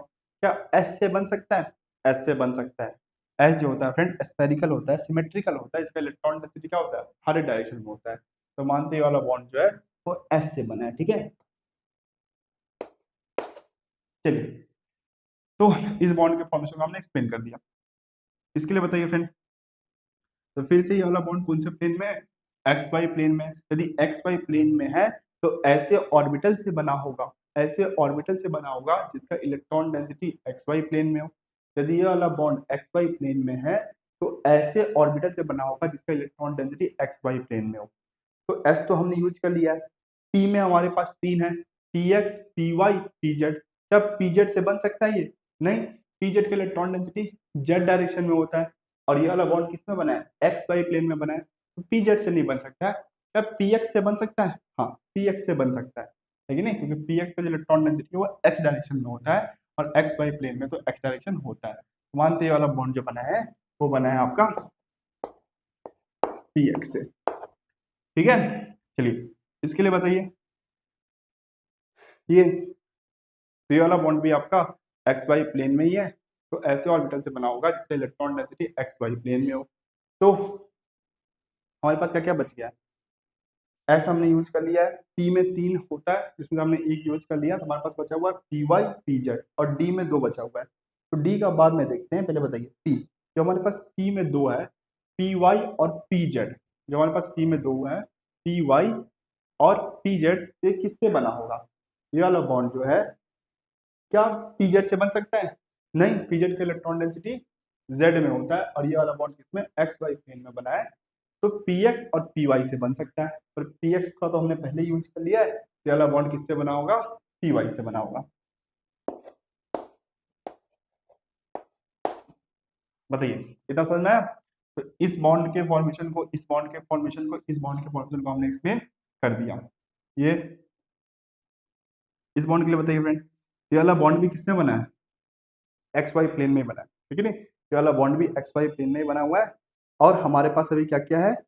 पी का एक ऑर्बिटल बचा हुआ है जो कि पी जेड है, और डी का दो ऑर्बिटल बचा हुआ है। हमारी इच्छा, हम कोई भी ऑर्बिटल मान सकते हैं। सबसे पहली बात, जो पी का एक ऑर्बिटल बचा हुआ है हम उसको यूज नहीं कर सकते, वो तो आपको समझ में आ चुका है, क्योंकि पी में क्या बचा हुआ है? पी जेड बचा हुआ है, और ये बॉन्ड जो है एक्स वाई प्लेन में है, तो एक्स वाई प्लेन में है, तो ऐसे ऑर्बिटल से बना होगा जिसका electron density X Y plane में हो। तो पी जेड का electron density X Y plane में नहीं होता है, पी जेड प्लेन में होता है। ये वाला बॉन्ड जो है वो पी जेड से तो नहीं बना होगा। अब डी, तो डी में हमारे पास पांच ऑर्बिटल है, ठीक है नहीं? डी में हमारे पास है D x Y, D Y Z, D x Z, D x square Y square, और डी जेड स्क्वायर। तो डी में ये पांच ऑर्बिटल है। और आप बोलेंगे सर क्योंकि ये बॉन्ड एक्स वाई प्लेन में बना है, तो हम क्या करते हैं? डी एक्स वाई को यूज कर लेते हैं, डी एक्स वाई को यूज कर लेते हैं, कि हमें साफ साफ दिख रहा है डी एक्स वाई जो है उसमें इलेक्ट्रॉन डेंसिटी किसमें? एक्स वाई प्लेन में, और हमें एक ऐसे ऑर्बिटल की रिक्वायरमेंट जिसका electron density X Y plane में हो। तो आपके हिसाब से ये वाला बॉन्ड जो है वो डी एक्स वाई से बन सकता है, ठीक है। मैं बोलूंगा नहीं, डी एक्स वाई से आपका ये वाला बॉन्ड जो है नहीं बन सकता है। क्यों? देखो फ्रेंड, ये वाला जो बॉन्ड बना है वो एक्सिस पे बना है, एक्सिस के बीच में नहीं बना है, ठीक है ना? ये एक्सिस पे बना हुआ है, ठीक है ना? इन दोनों एक्सिस के बीच में बॉन्ड एंगल कितना है? 90 डिग्री है। ये वाला बॉन्ड एक्सिस पे बना हुआ है, यदि आपका ये एक्स एक्सिस है, ये वाई है, तो पूरा एक्सिस के ऊपर बना हुआ है ये वाला बॉन्ड। ये वाला बॉन्ड जो है पूरा एक्सिस पे बना हुआ है, तो हमें एक ऐसे इलेक्ट्रॉन हमें एक ऐसे इलेक्ट्रॉन लूप्स की रिक्वायरमेंट होगी, हम ऐसे ऑर्बिटल की रिक्वायरमेंट होगी जिसका इलेक्ट्रॉन डेंसिटी एक्सिस पे हो, एक्सिस के बीच में ना हो, क्योंकि वाला बॉन्ड एक्सिस पे बना हुआ है। तो हमें एक ऐसे ऑर्बिटल की रिक्वायरमेंट होगी जिसका इलेक्ट्रॉन डेंसिटी एक्सिस के बीच में ना हो, एक्सिस पे ही हो। जैसे हम बात करें एक्स डी एक्स वाई के केस में, तो डी एक्स वाई के केस में फ्रेंड क्या होता है, जो इलेक्ट्रॉन लोब होता है वो एक्सिस के बीच में होता है, ठीक है। तो डी एक्स वाई नहीं हो सकता है। तो यदि हम बात करें D x square minus Y square की, तो उसमें जो इलेक्ट्रॉन डेंसिटी होता है वो एक्सिस पे ही होता है। तो D x square minus Y square है, इसमें जो इलेक्ट्रॉन डेंसिटी है वो एक्सिस पे ही होता है। तो ये वाला बॉन्ड जो है फ्रेंड वो किससे बना होगा, D x square minus Y square से बना होगा, डी एक्स वाई से नहीं बना होगा। तो डी एक्स वाई में जो इलेक्ट्रॉन डेंसिटी होता है वो एक्स वाई एक्सिस के बीच में होता है, और ये बॉन्ड जो है पूरा एक्सिस पे बना है। हमें ऐसे ऑर्बिटल की रिक्वायरमेंट इसका इलेक्ट्रॉन डेंसिटी एक्सिस पे ही हो, क्योंकि इसमें होता है D x square minus Y square में होता है, ठीक है। चलिए, D x square minus Y square, समझ में आया। जब प्लेन में जो चार बॉन्ड था, इन चारों बॉन्ड के फॉर्मेशन को हमने एक्सप्लेन कर दिया। ये एस से बना है, ये आपका पी एस से बना है, ये आपका पी वाई से, और ये आपका D x square minus Y square से बना है। कितना समझ में आया, बताइए। ये वाला बॉन्ड बताइए फ्रेंड, ये वाला बॉन्ड कौन से डायरेक्शन में है, ये वाला बॉन्ड कौन से डायरेक्शन में है, जेड डायरेक्शन में। तो हमें एक ऐसे ऑर्बिटल की रिक्वायरमेंट होगी जिसका इलेक्ट्रॉन डेंसिटी या इलेक्ट्रॉन लूप्स जेड में हो, और हमारे पास दो बचा हुआ है, एक पीजेड बचा हुआ है और डी का एक ऑर्बिटल बचा हुआ है। आप चाहे तो कोई भी यूज कर सकते हैं कि नहीं, चार जो हमारे पास बचा हुआ है उसमें से एक कोई भी यूज कर सकते हैं। एक तो हमने यूज कर लिया ना D x square minus Y square, जो चार बचा हुआ है इसमें आप कोई भी यूज कर सकते हैं, और देखेंगे बाद में हमें किसको यूज करना है। तो पी में क्या बचा हुआ है, पी जेड बचा हुआ है। तो क्या पी जेड से ये वाला बॉन्ड बन सकता है फ्रेंड, बन सकता है। पी जेड का इलेक्ट्रॉन डेंसिटी कौन से डायरेक्शन में होता है, जेड डायरेक्शन में होता है, और ये बॉन्ड भी किसमें है, जेड डायरेक्शन में। ये वाला जो बॉन्ड है वो आपका पी जेड से बन सकता है, ठीक है। चलिए, तो एस का एक ऑर्बिटल हमने यूज कर लिया, पी का तीनों ऑर्बिटल यूज कर लिया, और डी का एक ऑर्बिटल यूज कर लिया। डी का एक ऑर्बिटल बचा हुआ है, और हमें एक बॉन्ड के फॉर्मेशन को एक्सप्लेन करना है जो कि ये वाला है, ठीक है नहीं। इस वाले बॉन्ड के फॉर्मेशन को हमें एक्सप्लेन करना है। तो ये वाला बॉन्ड कौन से डायरेक्शन में है, जेड डायरेक्शन में, लेकिन ये वाला बॉन्ड जो है वो जेड एक्सिस में है, जेड डायरेक्शन में है। तो हमें ऐसे ऑर्बिटल की रिक्वायरमेंट होगी जिसका इलेक्ट्रॉन डेंसिटी जेड एक्सिस पे हो, जिसका इलेक्ट्रॉन डेंसिटी जेड एक्सिस पे हो। क्या ये हो सकता है, नहीं, इसमें electron density X Y Z plane के बीच में है, जेड एक्सिस पे नहीं है।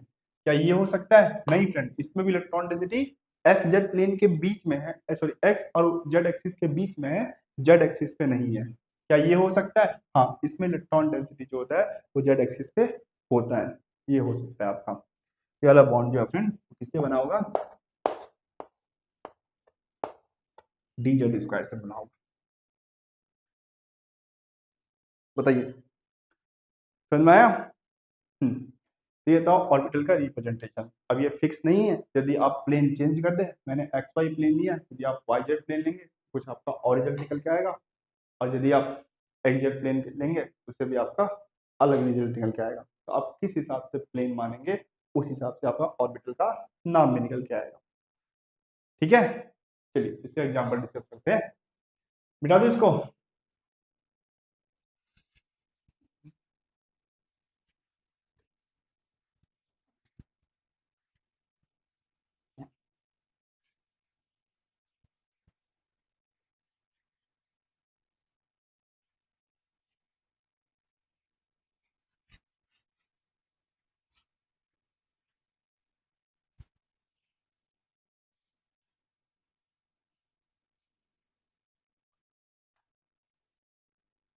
तो इसका जो एग्जाम्पल है फ्रेंड वो है एस एफ। तो यहाँ पे जो आपका सल्फर है वो 6 फ्लोरीन के साथ बॉन्ड बनाता है, एक, दो, 3 4। ठीक है, ये जो 4 बॉन्ड है वो एक ही प्लेन में होगा।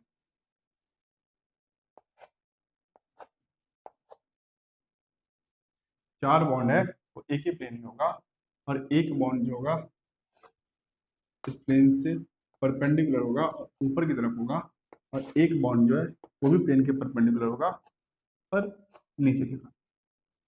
ठीक है, और सारे के सारे पोजीशन क्या होंगे, आइडेंटिकल होंगे। हर किसी का आपस में बॉन्ड एंगल कितना होगा, 90 होगा। बस इसका इसके साथ जो बॉन्ड एंगल होगा वो कितना होगा, 180 डिग्री होगा। ठीक है, बताइए समझ में आ रहा है। सारे के सारे पोजीशन कैसे होंगे, इसमें आइडेंटिकल होंगे। इसमें जितने भी पोजीशन है वो कैसे होंगे, आइडेंटिकल होंगे। ठीक है, चलिए अब हम डिस्कस करते हैं अपना अगला टाइप का हाइब्रिडेशन, जो कि है sp3 d3। sp3 d3 नाम से पता चल रहा है s का 1, p का 3 और d का 3 ऑर्बिटल जब पार्टिसिपेट करेगा, जब s का 1, p का 3 और d का 1 ऑर्बिटल पार्टिसिपेट करेगा तो उससे आपका हाइब्रिडेशन निकल के आएगा sp3 d3।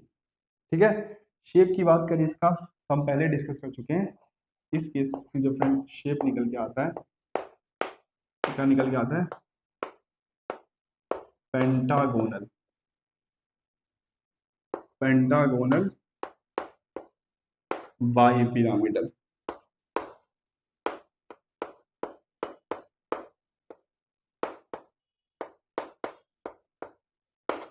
ठीक है नहीं, पेंटागोनल बाइपिरामिडल।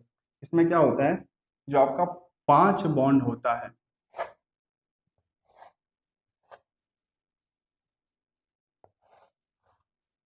जैसे ये प्लेन है तो इस प्लेन में कितना 5 बॉन्ड होता है, 1 2 3 4 और 5। तो एक प्लेन में कितना होता है, 5 बॉन्ड होता है, और एक बॉन्ड ऊपर की तरफ और एक बॉन्ड जो होता है वो नीचे की तरफ होता है। तो एक प्लेन में जो होता है कितना, 5 बॉन्ड होता है, और 2 बॉन्ड जो होता है इस प्लेन के परपेंडिकुलर होता है। ठीक है, यदि बॉन्ड एंगल की बात करें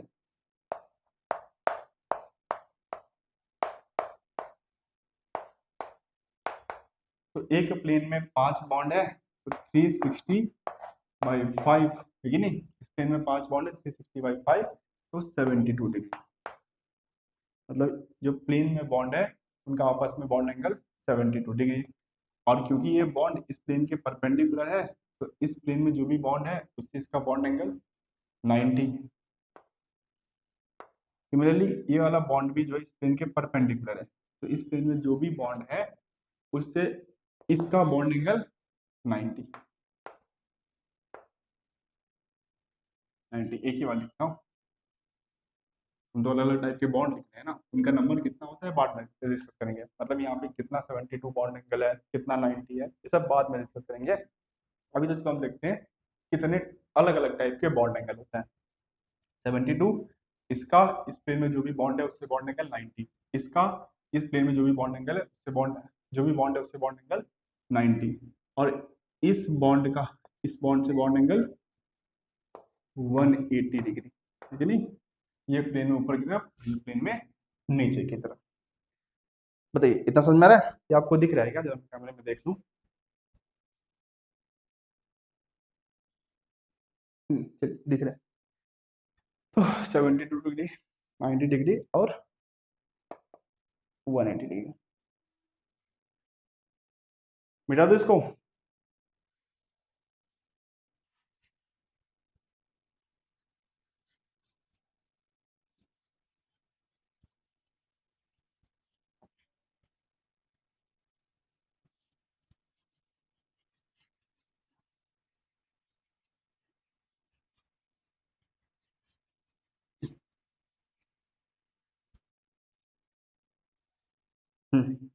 अब इसका ऑर्बिटल रिप्रेजेंटेशन देखते हैं।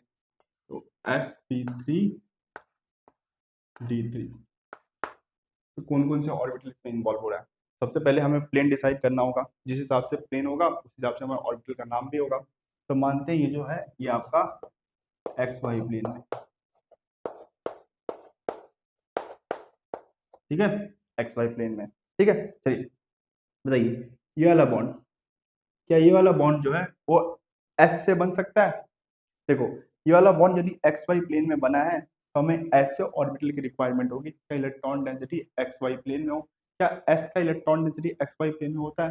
होता है। एस तो स्फेरिकल होता है, इसका इलेक्ट्रॉन डेंसिटी हर एक डायरेक्शन में होता है। तो ये वाला जो है ये आपका एस से बन सकता है, ठीक है। चलिए एस यूज हो गया है, तो पी का 3 बचा हुआ है, तो इसके किस में बात करते हैं? तो क्या ये वाला जो है फ्रेंड, ये वाला पी एस से बन सकता है? बन सकता है, क्योंकि पी एक्स का इलेक्ट्रॉन डेंसिटी किस में होगा? एस डायरेक्शन में होगा, और ये बॉन्ड एक्स वाई प्लेन में बना है, ये वाला आपका पी एस से पी एक्स से बन सकता है, ठीक है। चलिए तो इस बॉन्ड के फॉर्मेशन को और इस बॉन्ड के फॉर्मेशन हमने एक्सप्लेन कर दिया। अब इस बॉन्ड के फॉर्मेशन को एक्सप्लेन करते हैं। ये वाला बॉन्ड जो है फ्रेंड एक्स वाई प्लेन में बना है, तो ऐसे ऑर्बिटल की रिक्वायरमेंट होगी जिसका electron density X Y plane में हो। तो पी एक्स तो यूज हो चुका है, पी एक्स के बाद क्या आता है पी वाई। क्या पी वाई का electron density X Y plane में होता है? होता है। पी वाई का इलेक्ट्रॉन डेंसिटी वाई डायरेक्शन में होता है और एक्स वाई प्लेन में वाई भी होता है। तो ये वाला जो है आपका पी वाई से बन सकता है, ठीक है। चलिए तो S P X P Y, इसके लिए बताइए फ्रेंड। तो एस यूज हो चुका है, पी एक्स यूज हो चुका है, पी वाई यूज हो सकता है, यूज हो चुका है। तो क्या ये वाला बॉन्ड जो पी जेड से बन सकता है? नहीं, नहीं बन सकता है फ्रेंड, क्योंकि पी जेड का इलेक्ट्रॉन डेंसिटी जेड डायरेक्शन में होगा और जेड इस प्लेन के परपेंडिकुलर है। ये वाला बॉन्ड जो है ऐसे ऑर्बिटल से बना होगा जिसका electron density X Y plane में हो, तो पी जेड का नहीं होता है। तो डी के लिए डिस्कस करते हैं। तो डी का हमारे पास 5 ऑर्बिटल है, D x Y, D Y Z, D x z और d x square Y square और डी जेड स्क्वायर, ठीक है। चलिए तो इस बॉन्ड के लिए हम डिस्कस कर रहे थे। तो ये वाला बॉन्ड यदि एक्स वाई प्लेन में है तो डी में हमें ऐसा ऑर्बिटल चूज करना होगा, डी में हमें ऐसा ऑर्बिटल चूज करना होगा जिसका electron density X Y plane में हो। तो ये वाला और ये वाला। अब उसमें भी हमें देखना पड़ेगा कि ये वाला बॉन्ड जो है वो एक्सिस पे बना है या एक्सिस के बीच में बना है। यदि एक्सिस पे बना होगा तो हम ये वाला यूज करेंगे, और यदि एक्सिस के बीच में बना होगा तो फिर हम ये वाला यूज करेंगे। तो कहाँ पे बना है, एक्सिस पे बना है या एक्सिस के बीच में बना हुआ? देखो फ्रेंड ये वाला बॉन्ड जो है वो एक्सिस पे भी बन सकता है और एक्सिस के बीच में भी बन सकता है। इसके पहले वाला जो था sp3d2, उसमें क्या होता है जितने भी बॉन्ड थे वो एक्सिस पे ही बन रहे थे, पर इसमें जो बॉन्ड है इसमें कुछ बॉन्ड जो होता है वो एक्सिस पे बनता है और कुछ बॉन्ड जो होता है वो एक्सिस के बीच में बनता है। तो आप ये भी यूज कर सकते हैं और ये भी यूज कर सकते हैं। आप इसको ऐसा भी मान सकते हैं ये वाला बॉन्ड एक्सिस पे होगा, या आप इसको ऐसा भी मान सकते हैं ये एक्सिस के बीच में होगा, तो आपकी इच्छा है। तो मैं इसको ले रहा हूं डी एक्स वाई, ठीक है, डी एक्स वाई। तो ये भी हमने यूज कर लिया। तो एस का 1, पी का 2 और डी का 1 यूज कर लिया। तो पी का हमारे पास 1 बचा हुआ और डी का हमारे पास 2 बचा हुआ है, ठीक है नहीं। पी का 1 बचा हुआ है और डी का हमारे पास 2 बचा हुआ है, और इस बॉन्ड के फॉर्मेशन को हमें एक्सप्लेन करना है। तो बताइए क्या ये वाला बॉन्ड जो है फ्रेंड वो पी जेड से बन सकता है? नहीं, पी जेड हमारे पास बचा हुआ है ना, पी एक्स को हमने यूज कर लिया है, पी वाई को यूज कर लिया, अब हमारे पास क्या बचा हुआ है, पी जेड बचा हुआ है। तो क्या क्या ये वाला बॉन्ड जो है फ्रेंड वो पी जेड से बन सकता है? नहीं, क्योंकि पी जेड का इलेक्ट्रॉन डेंसिटी जेड डायरेक्शन में होता है और ये वाला बॉन्ड जो है वो एक्स वाई प्लेन में बना है, तो पी जेड से तो नहीं बन सकता है। और पी एक्स पी वाई को हमने यूज कर लिया, एस को भी यूज कर लिया, डी एक्स वाई को भी यूज कर लिया है। तो अब बताइए ऐसा ऑर्बिटल हमारे पास क्या बचा हुआ है, डी डी बचा हुआ है ना, डी बचा हुआ है और पी बचा हुआ है। तो पी में जो ऑर्बिटल बचा हुआ है पी पी जेड, वो तो हम यूज नहीं कर सकते हैं। अब डी में हमारे पास चार ऑर्बिटल बचा हुआ है, इसमें से हमें कोई एक यूज करना होगा। तो बताइए किसको हम यूज करेंगे? क्या हम इसको यूज कर सकते हैं, D x square minus Y square? हाँ, इसमें इलेक्ट्रॉन डेंसिटी जो है वो एक्स वाई प्लेन में है। D x square Y square में इलेक्ट्रॉन डेंसिटी जो है एक्स वाई प्लेन में है और एक्सिस के ऊपर है। यदि ये वाला बॉन्ड जो है एक्सिस के ऊपर हुआ, यदि एक्सिस के बीच में हुआ तो हम यूज नहीं कर सकते हैं, पर एक्सिस के बीच में हुआ हम इस ऑर्बिटल पे यूज कर सकते हैं। ये वाला बॉन्ड कहाँ है? एक्सिस पे है या एक्सिस के बीच में है? मैंने अभी अभी आपको एक्सप्लेन किया। आप मान लीजिए एक्सिस पे है या एक्सिस के बीच में है, ठीक है ना? यदि एक्सिस के बीच में होगा तो फिर आप ये वाला ऑर्बिटल यूज करेंगे, तो इसको फिर आप क्या मानेंगे? एक्सिस पे मानेंगे। पर इसको मैंने पहले ही एक्सिस के बीच में मान लिया है, हम इसको क्या करते हैं? एक्सिस पे मान लेते हैं। इस हिसाब से हम क्या करेंगे? इसको यूज कर सकते हैं। इसमें आपकी इच्छा है, ठीक है ना? आपको जिस बॉन्ड को एक्सिस पे रखना है आप उस बॉन्ड को एक्सिस पे रखिए, और जिस बॉन्ड को आपको एक्सिस के बीच में रखना है उस बॉन्ड को एक्सिस के बीच में रखिए। वो ऑर्बिटल आपका कौन सा बचा हुआ है उस हिसाब से आप क्या कीजिए, बॉन्ड को एक्सप्लेन कीजिए कि एक्सिस के बीच में होगा कि एक्सिस पे होगा। तो समझ लीजिए पहले यदि मैं ये ऑर्बिटल यूज कर लेता, यदि मैं पहले ये ऑर्बिटल यूज कर लेता तो फिर मानता कि ये वाला बॉन्ड जो है एक्सिस के बीच में। क्यों? क्योंकि मेरे पास यही वाला ऑर्बिटल बचा हुआ है, एक्स वाई प्लेन में मेरे पास यही वाला ऑर्बिटल बचा हुआ है और इसका electron density X Y plane में होता है। क्योंकि मैंने पहले ही इस ऑर्बिटल की यूज कर लिया था, तो मैंने आखिरी वाले बॉन्ड को कहाँ माना है? एक्सिस पे माना है। आखिरी वाले बॉन्ड को मैंने एक्सिस पे माना है ताकि मैं ये वाला ऑर्बिटल यूज कर सकूं। ठीक है, ये आपके ऊपर डिपेंड करता है फ्रेंड, टोटली आपके ऊपर डिपेंड करता है कि आप बॉन्ड को एक्सिस पे मानना चाहते हैं, एक्सिस के बीच में मानना चाहते हैं। इसके कुछ बॉन्ड जो होते हैं वो एक्सिस पे होते हैं और कुछ बॉन्ड जो होते हैं एक्सिस के बीच में होते हैं। तो आपकी इच्छा है, आप किसी भी बॉन्ड को एक्सिस पे मान लीजिए, एक्सिस के बीच में मान लीजिए। ठीक है, चलिए, तो ये हुआ ऑर्बिटल का रिप्रेजेंटेशन। और ये फिक्स नहीं है, ये प्लेन के हिसाब से चेंज हो सकता है। जैसा आप प्लेन सेलेक्ट करेंगे उस हिसाब से आपको ऑर्बिटल का नाम भी अलग अलग होगा। ठीक है, नहीं अभी पूरा नहीं हुआ है ना, 1 2 3 4 5, अभी तो हमने 5 ही बॉन्ड के फॉर्मेशन एक्सप्लेन किया है। जो प्लेन में बॉन्ड है उसके फॉर्मेशन को एक्सप्लेन किया। अभी 2 बॉन्ड तो बचा हुआ है। ये वाला बॉन्ड बताइए फ्रेंड, ये वाला बॉन्ड किस में है? जेड डायरेक्शन में। ये वाला बॉन्ड जेड डायरेक्शन में है।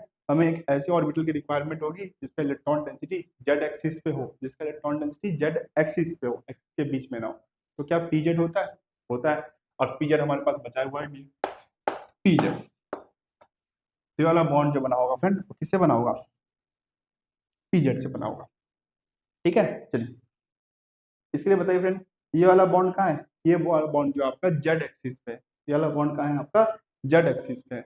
हमें एक ऐसे ऑर्बिटल की रिक्वायरमेंट होगी जिसका इलेक्ट्रॉन डेंसिटी जेड एक्सिस पे हो, और वो ऑर्बिटल डी का होना चाहिए। तो देखो, हमने एस का एक यूज कर लिया, पी का तीनों यूज कर लिया, डी का दोनों यूज कर लिया। हमारे पास बचा क्या है? डी का एक ऑर्बिटल बचा हुआ है, और डी का जो ऑर्बिटल हम यूज करेंगे उसका इलेक्ट्रॉन डेंसिटी जेड एक्सिस पे होना चाहिए। तो क्या है आपका? D Z square. ये हुआ ऑर्बिटल का रिप्रेजेंटेशन यदि हमारा प्लेन एक्स वाई प्लेन हो। यदि हमने प्लेन को एक्स वाई प्लेन सेलेक्ट किया है, यदि हम प्लेन का नाम चेंज कर देंगे तो फिर हमारा ऑर्बिटल का नाम भी चेंज हो जाएगा।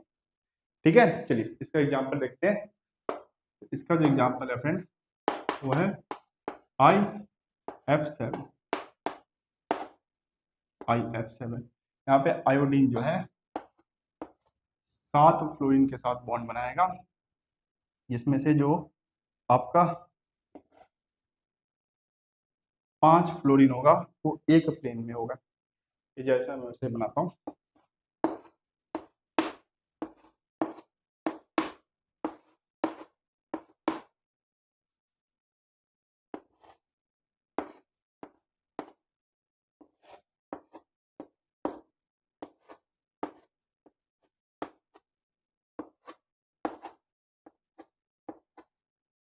ठीक है, जब 5 बॉन्ड है वो एक प्लेन में होगा, और ये बॉन्ड जो होगा वो प्लेन के परपेंडिकुलर होगा, और ये वाला बॉन्ड भी जो होगा वो प्लेन के परपेंडिकुलर होगा।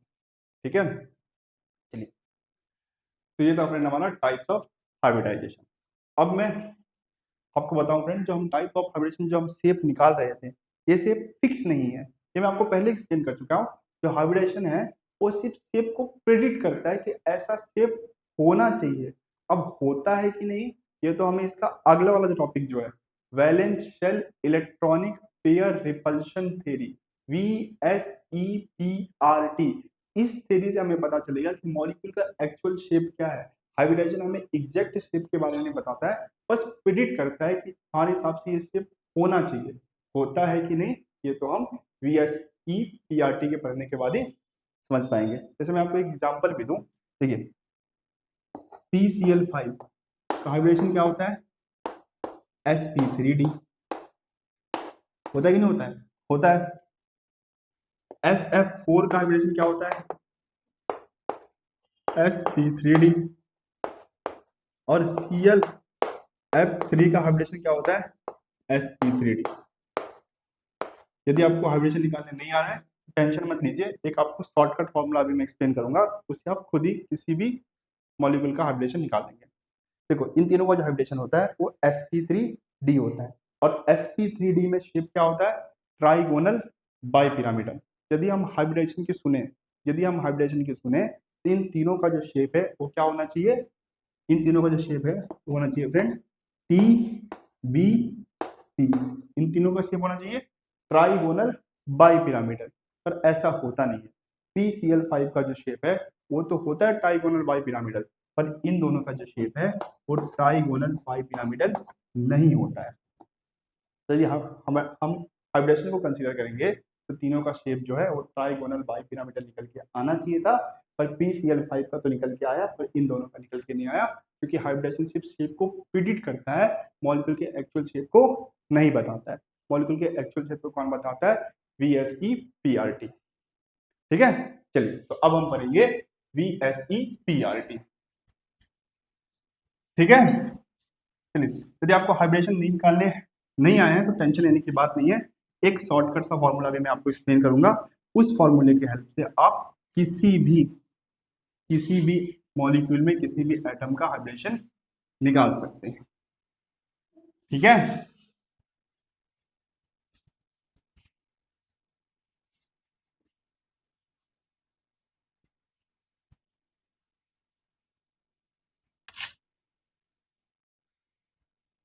चलिए फ्रेंड अब हम पढ़ेंगे valence shell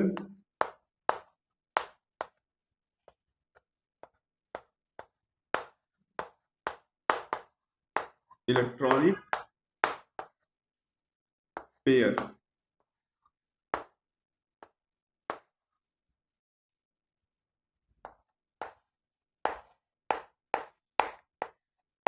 repulsion theory.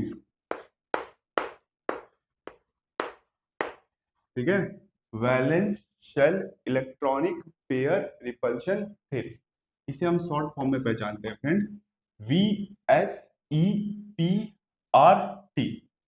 VSEPRT, ये हो गया इस थ्योरी का शॉर्ट फॉर्म। ठीक है, VSEPRT, valence shell electronic pair repulsion theory. तो अभी तक फ्रेंड हम क्या कर रहे थे, हाइब्रिडेशन में जो हमने मॉलिक्यूल का ज्योमेट्री निकालना सीखा उसमें हमने देखा कि हर टाइप का जो रिपल्शन होता है, जो हर टाइप का रिपल्शन होता है उसको हम सेम ही मानते हैं, चाहे वो लोन पेयर और लोन पेयर के बीच का रिपल्शन हो, चाहे वो लोन पेयर के बीच का रिपल्शन हो, चाहे वो लोन पेयर और बॉन्ड पेयर के बीच का रिपल्शन हो, या बॉन्ड पेयर और बॉन्ड पेयर के बीच का रिपल्शन हो, चाहे किसी के बीच का रिपल्शन क्यों ना हो, हम सारे टाइप के रिपल्शन को सेम मानते हैं, जबकि ऐसा होता नहीं है फ्रेंड। हर टाइप का जो रिपल्शन होता है वो सेम नहीं होता है। जैसे मान लीजिए मेरे पास 3 हाइब्रिड ऑर्बिटल है, एक है आपका लोन पेयर और 2 है आपका बॉन्ड पेयर। फिर मेरे पास 3 हाइब्रिड ऑर्बिटल है, एक है लोन पेयर और 2 है बॉन्ड पेयर, और उसे मुझे एक प्लेन में अरेंज करना है, एक प्लेन में अरेंज करना है। तो एक प्लेन का कंप्लीट एंगल कितना होता है, 360। अब 360 में मुझे 3 हाइब्रिड ऑर्बिटल को अरेंज करना है, 1 2 3, तो 360/3, तो हर किसी के बीच का बॉन्ड एंगल कितना आना चाहिए था, तो 120 डिग्री। ये बॉन्ड एंगल होना चाहिए था 120 डिग्री। ये बॉन्ड एंगल होना चाहिए था 120 डिग्री और ये बॉन्ड एंगल होना चाहिए था 120 डिग्री। ठीक है ना। एक प्लेन में मुझे 3 हाइब्रिड ऑर्बिटल को अरेंज करना है तो 360/3, तो सारे टाइप के जो बॉन्ड एंगल होना चाहिए था वो होना चाहिए था 120 डिग्री, पर ऐसा होता नहीं है। ठीक है ना फ्रेंड, ऐसा होता नहीं है क्योंकि यहाँ पे जो रिपल्शन है, यहाँ पे जो साइड, यहाँ पे दो टाइप का रिपल्शन आपको दिख रहा होगा, लोन पेयर और बॉन्ड पेयर के बीच का repulsion, lone pair bond pair के बीच का रिपल्शन, और बॉन्ड पेयर बॉन्ड पेयर के बीच का रिपल्शन। यहाँ पे दो टाइप का आपको रिपल्शन दिख रहा होगा और दोनों टाइप का रिपल्शन सेम नहीं है। ये जो मैंने बॉन्ड एंगल लिखा है ना 120 डिग्री 120 डिग्री 120 डिग्री, ये तो तब होता है ना जब लोन पेयर और बॉन्ड पेयर का रिपल्शन इक्वल होता है बॉन्ड पेयर के। जब दोनों टाइप के रिपल्शन जब इक्वल होते हैं तब हम ऐसा लिख सकते थे, ये बॉन्ड एंगल लिख सकते थे, पर ऐसा नहीं होता है, इसलिए हम 120 डिग्री बॉन्ड एंगल के बीच का नहीं होगा। यहाँ पे क्या होता है फ्रेंड, जो लोन पेयर होता है, लोन पेयर जो होता है उसका रिपल्शन ज्यादा होता है as compared to bond pair, उसको बाद में लिखेंगे। फिलहाल आपको इतना समझ में आया कि जो हाइब्रिडेशन था वो क्यों फेल हो गया। हाइब्रिडेशन जो है मॉलिक्यूल के एक्चुअल शेप को क्यों नहीं बताता है, क्योंकि हाइब्रिडेशन का मानना है कि जितने भी टाइप्स के रिपल्शन होते हैं वो सेम होते हैं, पर ऐसा होता नहीं है। जो लोन पेयर और लोन पेयर के बीच का रिपल्शन होता है, लोन पेयर बॉन्ड पेयर के बीच का रिपल्शन होता है, बॉन्ड पेयर और बॉन्ड पेयर के बीच का रिपल्शन होता है, सारे टाइप का जो रिपल्शन होता है वो सेम नहीं होता है। ठीक है, चलिए अब हम देखते हैं कि valence shell electronic pair repulsion theory क्या कहना चाहता है। तो according to this theory,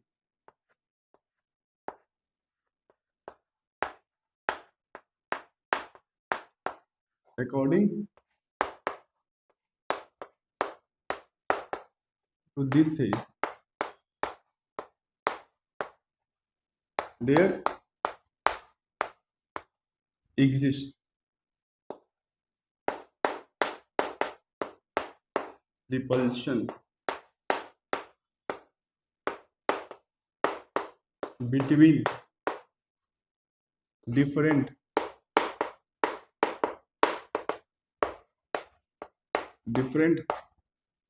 electron pair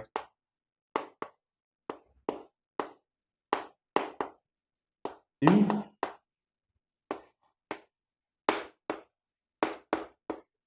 balanced cells of central atom।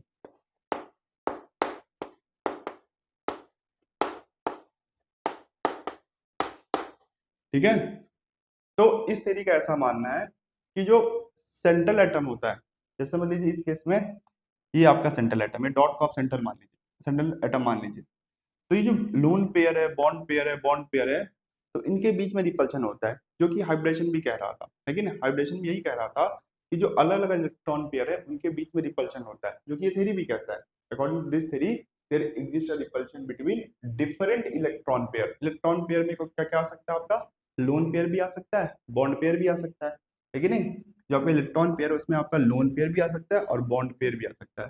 तो जो अलग अलग इलेक्ट्रॉन पेयर है उनके बीच में क्या होता है, रिपल्शन होता है। ठीक है, और and order of repulsion, and order of repulsion,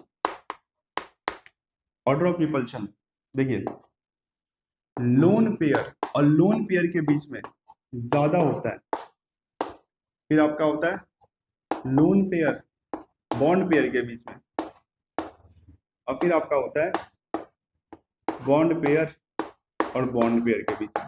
ठीक है ना, ये अलग था valence shell electronic pair repulsion theory में। आपका जो हाइब्रिडाइजेशन है सिर्फ रिपल्शन को काउंट कर रहा था और ऐसा मान रहा था कि जो सारे टाइप के रिपल्शन है वो सेम होगा, जबकि valence shell electronic pair repulsion theory VSEPRT क्या कहता है कि जो लोन पेयर और लोन पेयर के बीच का रिपल्शन है, लोन पेयर और लोन पेयर के बीच का रिपल्शन है वो सबसे ज्यादा होगा, फिर लोन पेयर और बॉन्ड पेयर के बीच का रिपल्शन, और फिर बॉन्ड पेयर और बॉन्ड पेयर के बीच का रिपल्शन, तीनों टाइप का जो रिपल्शन है वो सेम नहीं होगा। ठीक है, तीनों टाइप का जो रिपल्शन है सेम नहीं होगा। इतना समझना है, बताइए फ्रेंड, है ना समझ में। क्या देखेंगे, लोन पेयर और लोन पेयर के बीच का रिपल्शन ज्यादा होता है, फिर लोन पेयर बॉन्ड पेयर और फिर बॉन्ड पेयर बॉन्ड पेयर। और बॉन्ड पेयर में फ्रेंड यदि बॉन्ड का नंबर ज्यादा है, यदि बॉन्ड का नंबर ज्यादा है तो रिपल्शन भी ज्यादा होगा। इन bond pair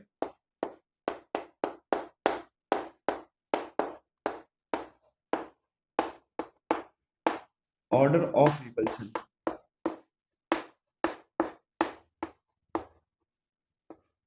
order of repulsion. तो बॉन्ड पेयर में भी देखो यदि 3 बॉन्ड पेयर है तो उनके बीच में रिपल्शन ज्यादा होगा एज कंपेयर टू दो बॉन्ड पेयर है और सबसे कम रिपल्शन किसमें होगा, एक बॉन्ड पेयर और एक बॉन्ड पेयर में। ठीक है,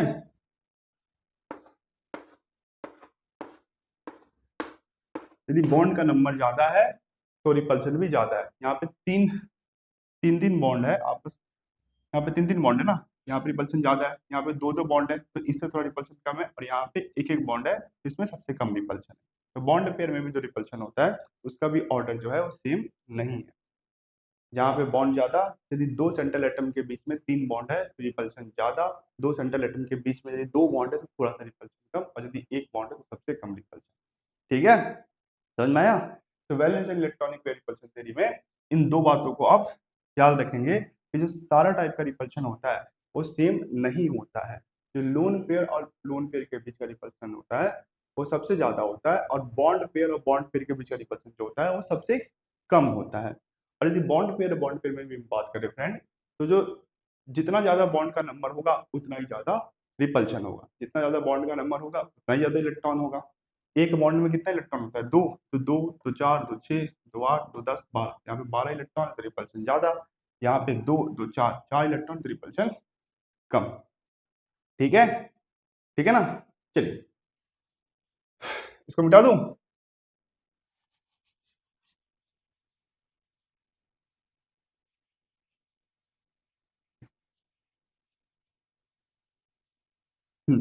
अब देखिए फ्रेंड, यदि किसी मॉलिक्यूल में, यदि किसी मॉलिक्यूल में सेंट्रल एटम के पास सिर्फ और सिर्फ बॉन्ड पेयर है, लोन पेयर नहीं है, सिर्फ और सिर्फ बॉन्ड पेयर है, लोन पेयर नहीं है, तो उसका ज्योमेट्री सेम होगा जो हाइब्रिडेशन बता रहा था।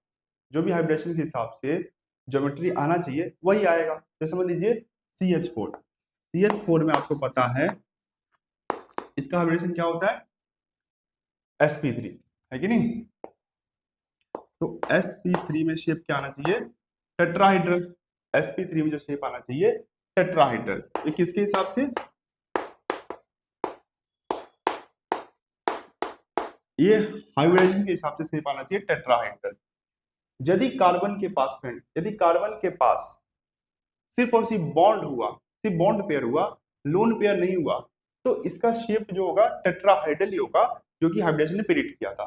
हमें पता है इस केस में कार्बन के पास जो है एक भी लोन पेयर नहीं है, इसके बैलेंस शेल में कितना 4 इलेक्ट्रॉन होता है, और चारों का चारों इलेक्ट्रॉन जो है वो बॉन्ड बनाने में खर्च हो गया, तो इसके पास कोई भी लोन पेयर नहीं है, तो इसका शेप जो होगा टेट्राहाइड्रल ही होगा। तो यदि मॉलिक्यूल में जो आपका सेंट्रल एटम है, सेंट्रल एटम के पास कोई भी लोन पेयर नहीं है, कोई भी लोन पेयर नहीं है, तो उसका ज्योमेट्री या शेप जो भी हाइब्रिडेशन ने प्रेडिक्ट किया था वही होगा। ठीक है, चलिए। तो if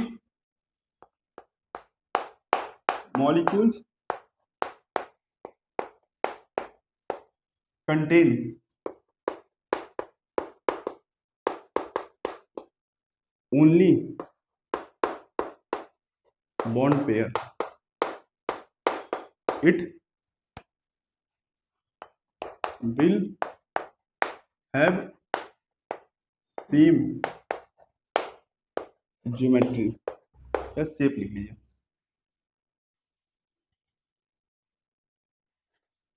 same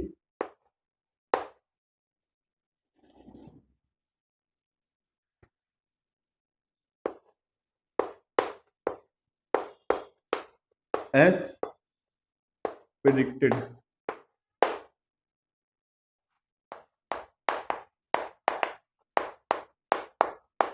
by hybridization.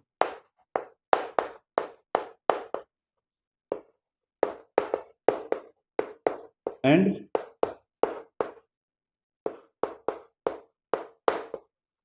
this type of geometry is called regular geometry.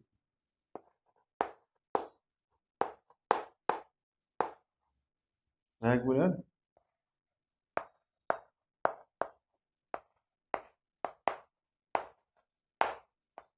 Geometry, ठीक है। यदि मॉलिक्यूल में सेंट्रल एटम के पास सिर्फ और सिर्फ बॉन्ड पेयर है, कोई भी लोन पेयर नहीं है, इसका मतलब क्या है कि मॉलिक्यूल का जो ज्योमेट्री है, शेप है, वही होगा जो हाइब्रिडेशन ने प्रिडिक्ट किया था। और ऐसे टाइप के ज्योमेट्री को हम क्या बोलते हैं? रेगुलर ज्योमेट्री बोलते हैं। ऐसे टाइप के ज्योमेट्री को हम क्या बोलते हैं? रेगुलर ज्योमेट्री बोलते हैं, ठीक है।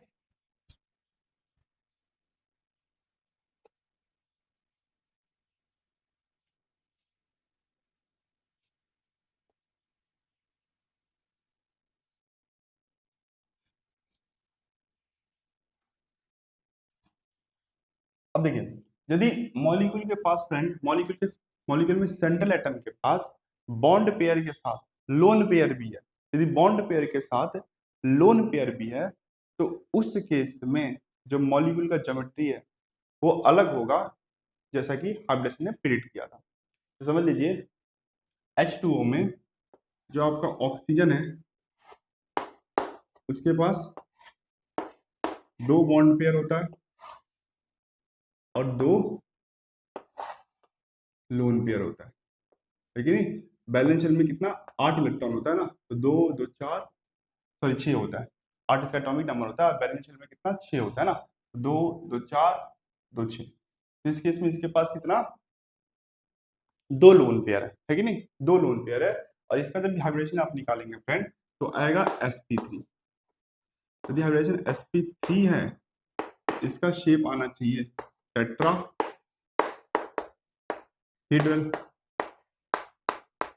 है कि नहीं।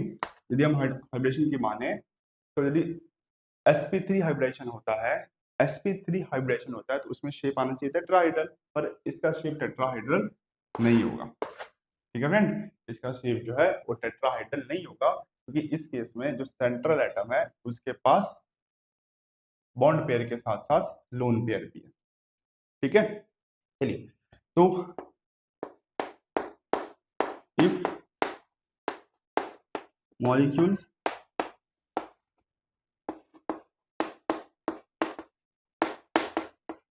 contain lone pair along with bond pair,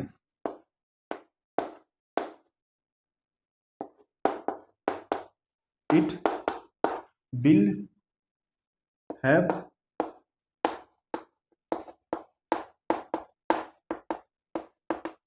different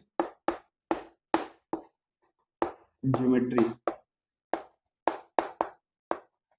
What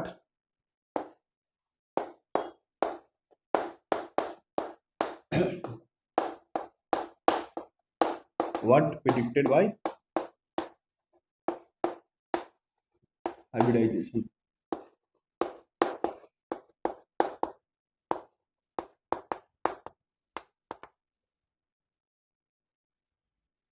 And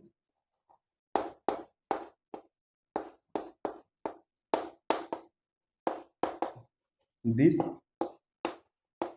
type of geometry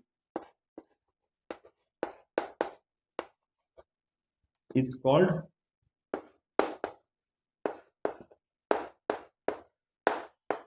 irregular geometry.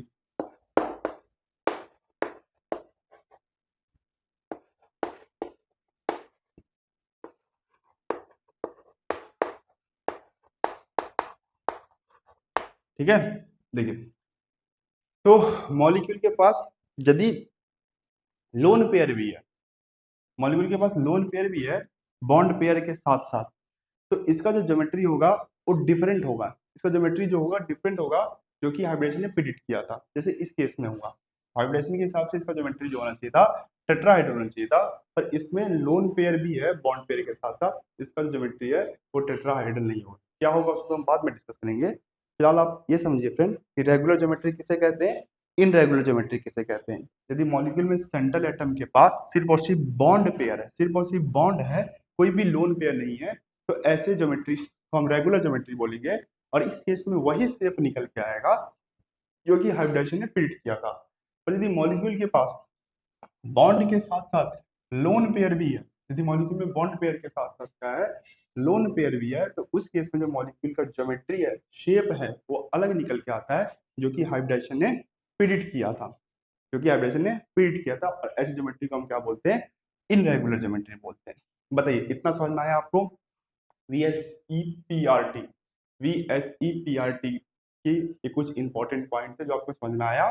सबसे पहला इंपॉर्टेंट पॉइंट यही था कि VSEPRT थ्योरी का भी ये मानना है कि जो वैलेंस शेल जो होता है सेंट्रल एटम का, उसमें जो अलग अलग इलेक्ट्रॉन पेयर है उनके बीच में रिपल्शन होता है, क्योंकि ये थ्योरी भी मानता है। पर हाइब्रिडाइजेशन के हिसाब से जो सारा टाइप का रिपल्शन है वो सेम होता है, चाहे लोन पेयर के बीच में हो, चाहे लोन पेयर बॉन्ड पेयर के बीच में हो, चाहे बॉन्ड पेयर के बीच में हो।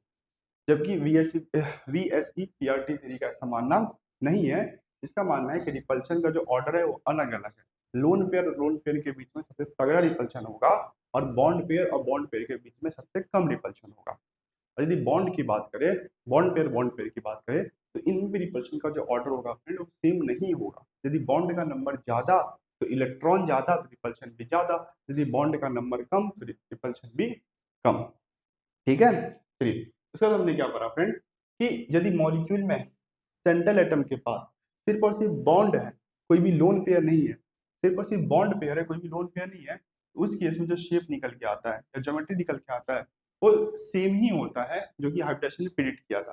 जो भी हाइब्रिडाइजेशन ने शेप और ज्योमेट्री को प्रिडिक्ट किया था वही शेप और ज्योमेट्री होता है, और ऐसे शेप को हम बोलते हैं रेगुलर शेप या रेगुलर ज्योमेट्री। जब मॉलिक्यूल में सेंट्रल एटम के पास बॉन्ड पेयर के साथ साथ लोन पेयर भी हो, मतलब बॉन्ड के साथ साथ लोन पेयर भी हो, तो उस केस में जो शेप और ज्योमेट्री निकल के आता है वो अलग होता है, जो कि हाइब्रिडेशन ने प्रिडिक्ट किया था। और ऐसे शेप को हम क्या बोलते हैं, इनरेगुलर ज्योमेट्री बोलते हैं। ठीक है, चलिए इतना समझ में आया। तो VSEPRT थ्योरी में आगे बढ़ने से पहले मैं एक आसान फॉर्मूला बताऊंगा फ्रेंड, जिसकी हेल्प से आप क्या कर सकते हैं, किसी भी मॉलिक्यूल का हाइब्रिडेशन निकाल सकते हैं। VSEPRT थ्योरी को आगे पढ़ने से पहले आपको मॉलिक्यूल का हाइब्रिडेशन निकालना आना चाहिए, है कि नहीं। जब तक आप मॉलिक्यूल का हाइब्रिडेशन निकाल नहीं पाएंगे तब तक आप VSEPRT थ्योरी को आगे समझ नहीं पाएंगे। तो मैं तो हाइब्रिडेशन डिटेल में पढ़ा चुका हूँ, फिर भी मैं आपको शॉर्टकट फॉर्मूला बताता हूँ, जिसकी हेल्प से आप क्या कर सकते हैं, तुरंत का तुरंत किसी भी मॉलिक्यूल में इसके सेंट्रल एटम का हाइब्रिडेशन निकाल सकते हैं।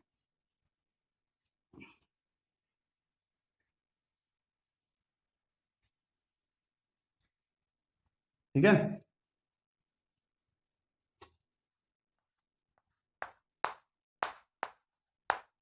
Trick for hybridisation.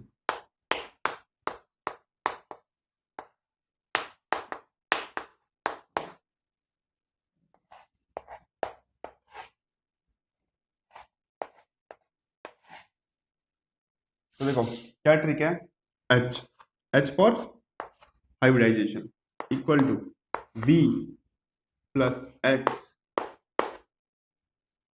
Minus C plus A by 2।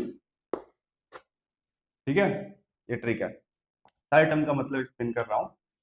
V plus X minus C plus A by 2, ये है हमारा ट्रिक। देखो यहाँ पे H क्या है, हाइब्रिडेशन है, या H को हम क्या बोल सकते हैं, चलिए हाइब्रिडेशन बोल देते हैं। V क्या है,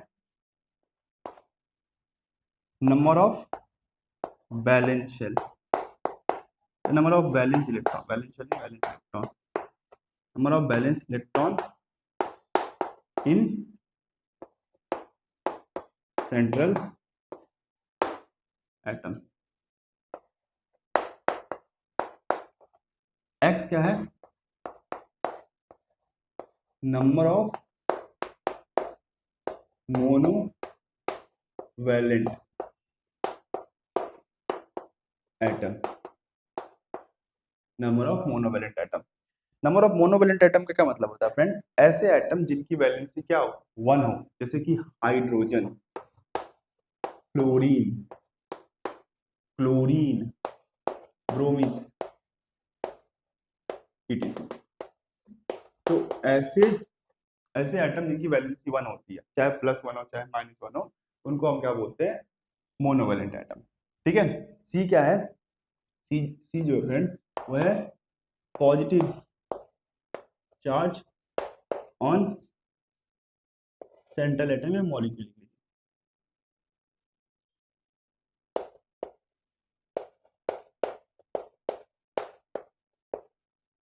पॉजिटिव चार्ज ऑन कैटायन ठीक रहेगा, ठीक है ना? Positive charge on cation.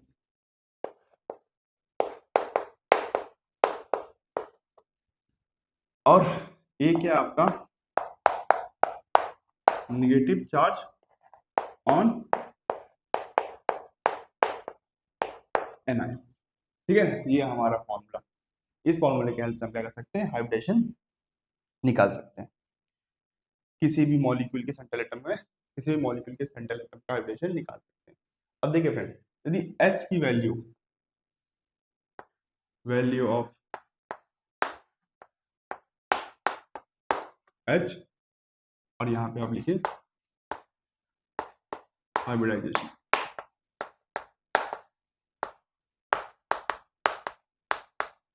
यदि वैल्यू ऑफ H 2 आया तो उस केस में आपका हाइब्रिडेशन होगा sp। 3 आया तो क्या हो जाएगा? sp3। ठीक है ना? सॉरी, sp3 नहीं, sp2। 4 आया क्या हो जाएगा? sp3। 5 आ गया तो sp3d। 6 आ गया तो sp3d2, और 7 आ गया तो sp3d3। इस तरीके से वैल्यू ऑफ H के हिसाब से हमारा हाइब्रिडेशन आएगा। ठीक है, इस फॉर्मूले के हेल्प से सबसे पहले आप H निकालेंगे, और जो भी वैल्यू आएगा H का, उस हिसाब से आपका हाइब्रिडेशन निकल के आएगा।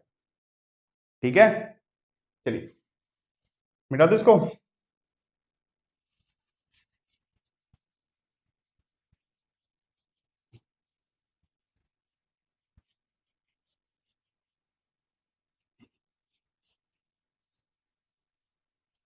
जैसे देखिए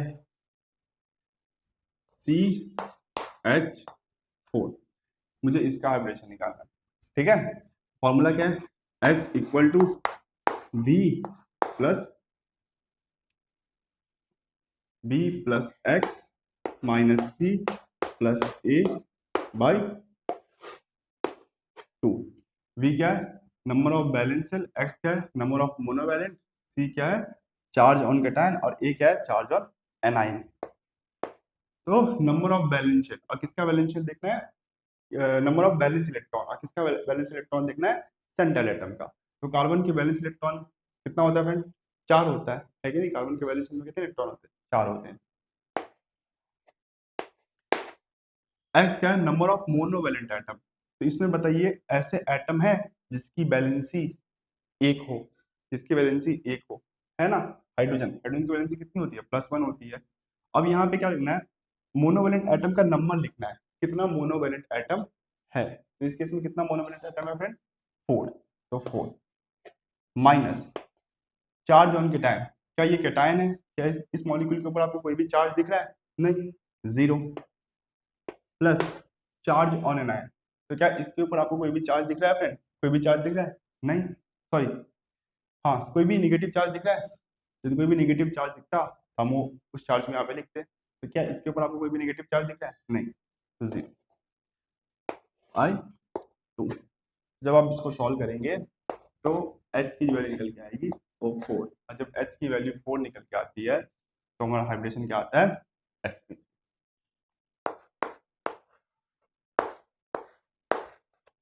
ठीक है, समझ में आ रहा है? चलिए कुछ और क्वेश्चन सॉल्व करते हैं। बेटा दो इसको।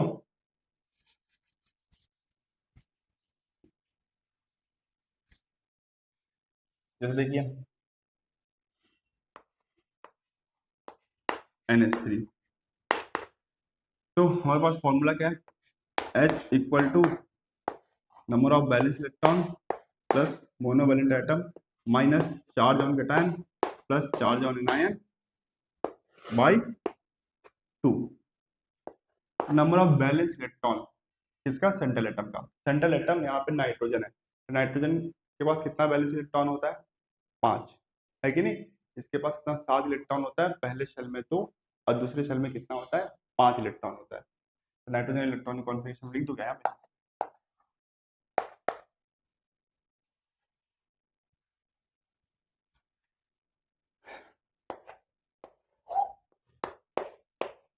One S two S two और 2p3। ये आखिरी शेल है आपका, है कि नहीं। सेकंड शेल जो होता है वो आखिरी शेल होता है, ये आपका फर्स्ट शेल है। तो इसमें देखिए कितना बैलेंस इलेक्ट्रॉन है, 2 यहाँ से और 3 यहाँ से, तो 5 plus number of monovalent atom. Monovalent atom मतलब ऐसा एटम जिसकी वैलेंसी 1 हो। तो क्या यहाँ पे आपको कोई भी मोनोवैलेंट एटम दिख रहा है, साफ साफ दिख रहा है। H जो है आपका मोनोवैलेंट एटम है, और H का कितना नंबर है, 3, 3 माइनस चार्ज ऑन कैटायन। क्या ये आपका, क्या आपको इस मॉलिक्यूल के ऊपर पॉजिटिव चार्ज दिख रहा है, नहीं तो नहीं है, 0। क्या इस मॉलिक्यूल के ऊपर आपको कोई भी नेगेटिव चार्ज दिख रहा है, नहीं तो नहीं है, तो 0 बाई 2। यहाँ से आप जब निकालेंगे सॉल्व करके, तो H की जो वैल्यू निकल के आएगी 538/2 तो 4। जब H की वैल्यू 4 आती है, हाइब्रिडेशन क्या आता है, sp3 आता है। इसका भी हाइब्रिडेशन क्या होगा, sp3 होगा। ठीक है, समझ में आ रहा है? चल मिटा दूं।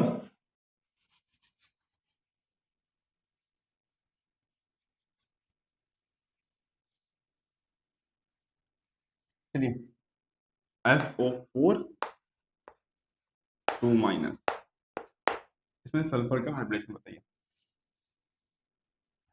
तो फॉर्मूला है हमारे पास H equal to B plus X minus C plus A by 2। यही फॉर्मूला है हमारे पास, B plus X minus C plus A by 2। B क्या है, number of balance electron on central atom. यहाँ पर सेंट्रल एटम हमारा क्या है, सल्फर है, तो उसका इलेक्ट्रॉनिक कॉन्फ़िगरेशन लिखते हैं। सल्फर एटॉमिक नंबर कितना होता है फ्रेंड, 16। तो 1s2 2s2 2p6 3s2 और 3p4, 10 2 12 और ये 16। तो इसका बैलेंस शेल, आखिरी शेल कौन सा है, थर्ड शेल है। इसमें कितने इलेक्ट्रॉन है, 2 और 4, कितने, 6 plus number of monovalent atom. तो क्या इस केस में कोई भी आपको मोनोवैलेंट एटम दिख रहा है। मोनोवैलेंट एटम मतलब ऐसा एटम जिसकी बैलेंसी 1 हो। इस केस में आपको कोई मोनोवैलेंट एटम दिख रहा है, नहीं। ऑक्सीजन तो फ्रेंड डाईवैलेंट एटम होता है, ऑक्सीजन के पास जो वैलेंसी होता है कितना होता है, 2 होता है। ठीक है, तो ऑक्सीजन आपका मोनोवैलेंट एटम नहीं है, और इस केस में आपका कोई भी मोनोवैलेंट एटम नहीं है, तो 0 माइनस चार्ज ऑन कैटायन। ठीक है, मतलब पॉजिटिव चार्ज। तो क्या आप यहाँ पे आपको कोई भी पॉजिटिव चार्ज दिख रहा है, नहीं। ये तो देखो नेगेटिव चार्ज है, 2 माइनस है ना, तो नेगेटिव चार्ज है ना, तो पॉजिटिव चार्ज नहीं दिख रहा है, तो 0 प्लस चार्ज ऑन एनायन। ये जो 2 है तो कैसा है, नेगेटिव चार्ज है। अब यहाँ पे फ्रेंड आपको -2 नहीं रखना है, +2 रखना है। ठीक है ना, कुछ स्टूडेंट क्या करते हैं, यहाँ पे -2 देख के यहाँ पे -2 रख देते हैं, नहीं। आपको एनायन के ऊपर जो भी चार्ज है उसको रखना है और प्लस में रखना है, और कैटायन के ऊपर जो भी चार्ज है उसको किसमें रखना है, माइनस में रखना है। ठीक है, चलिए बाई 2। तो जब हम यहाँ पे H की वैल्यू निकालेंगे तो 6 + 2 8 8/4। हाइब्रिडेशन आपका निकल के आएगा sp3। क्यों, जब वैल्यू 4 हो तो हाइब्रिडेशन क्या होता है, sp3 होता है। जरूरी नहीं कि हर बार हाइब्रिडेशन sp3 निकल के आए, जैसे आप सोच रहे हैं क्या सर इस फॉर्मूले से हमेशा हाइब्रिडेशन sp3 निकल के आएगा, जरूरी नहीं। ठीक है, ठीक है, चलिए।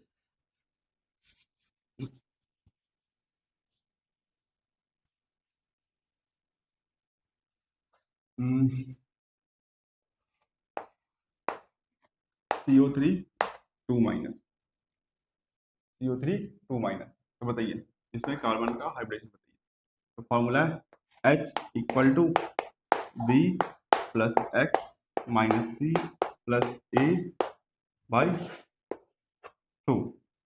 तो नंबर ऑफ बैलेंस इलेक्ट्रॉन, तो कार्बन के पास कितना बैलेंस इलेक्ट्रॉन होता है हम सबको पता है 4 होता है, plus number of monovalent atom, क्या यहाँ पे कोई भी मोनोवेलेंट एटम है? नहीं। ऑक्सीजन तो डाइवेलेंट एटम होता है, 0। माइनस चार्ज ऑन केटायन, क्या यहाँ पे आपको कोई भी पॉजिटिव चार्ज दिख रहा है? नहीं, नेगेटिव चार्ज है, पॉजिटिव चार्ज 0 है। नेगेटिव चार्ज दिख रहा है आपको फ्रेंड? हाँ दिख रहा है, 2 है, तो 2। तो जब इसको आप सॉल्व कर लेंगे तो 4 + 2 6 और 6/2 3। देखो इस पर वैल्यू ऑफ H क्या आया है? 3 आया है, और जब वैल्यू ऑफ H3 हो तो हाइब्रिडेशन sp2, इसके इसमें आपका क्या हाइब्रिडेशन आया? sp2 आया। बताइए समझ में आ रहा है फ्रेंड? समझ में आ रहा है? चलिए,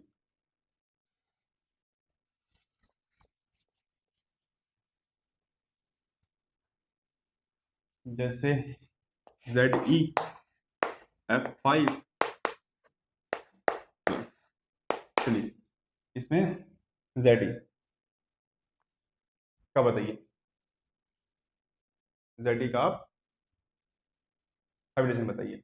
हाइब्रिडेशन का फॉर्मूला है H equal to V plus X minus C plus A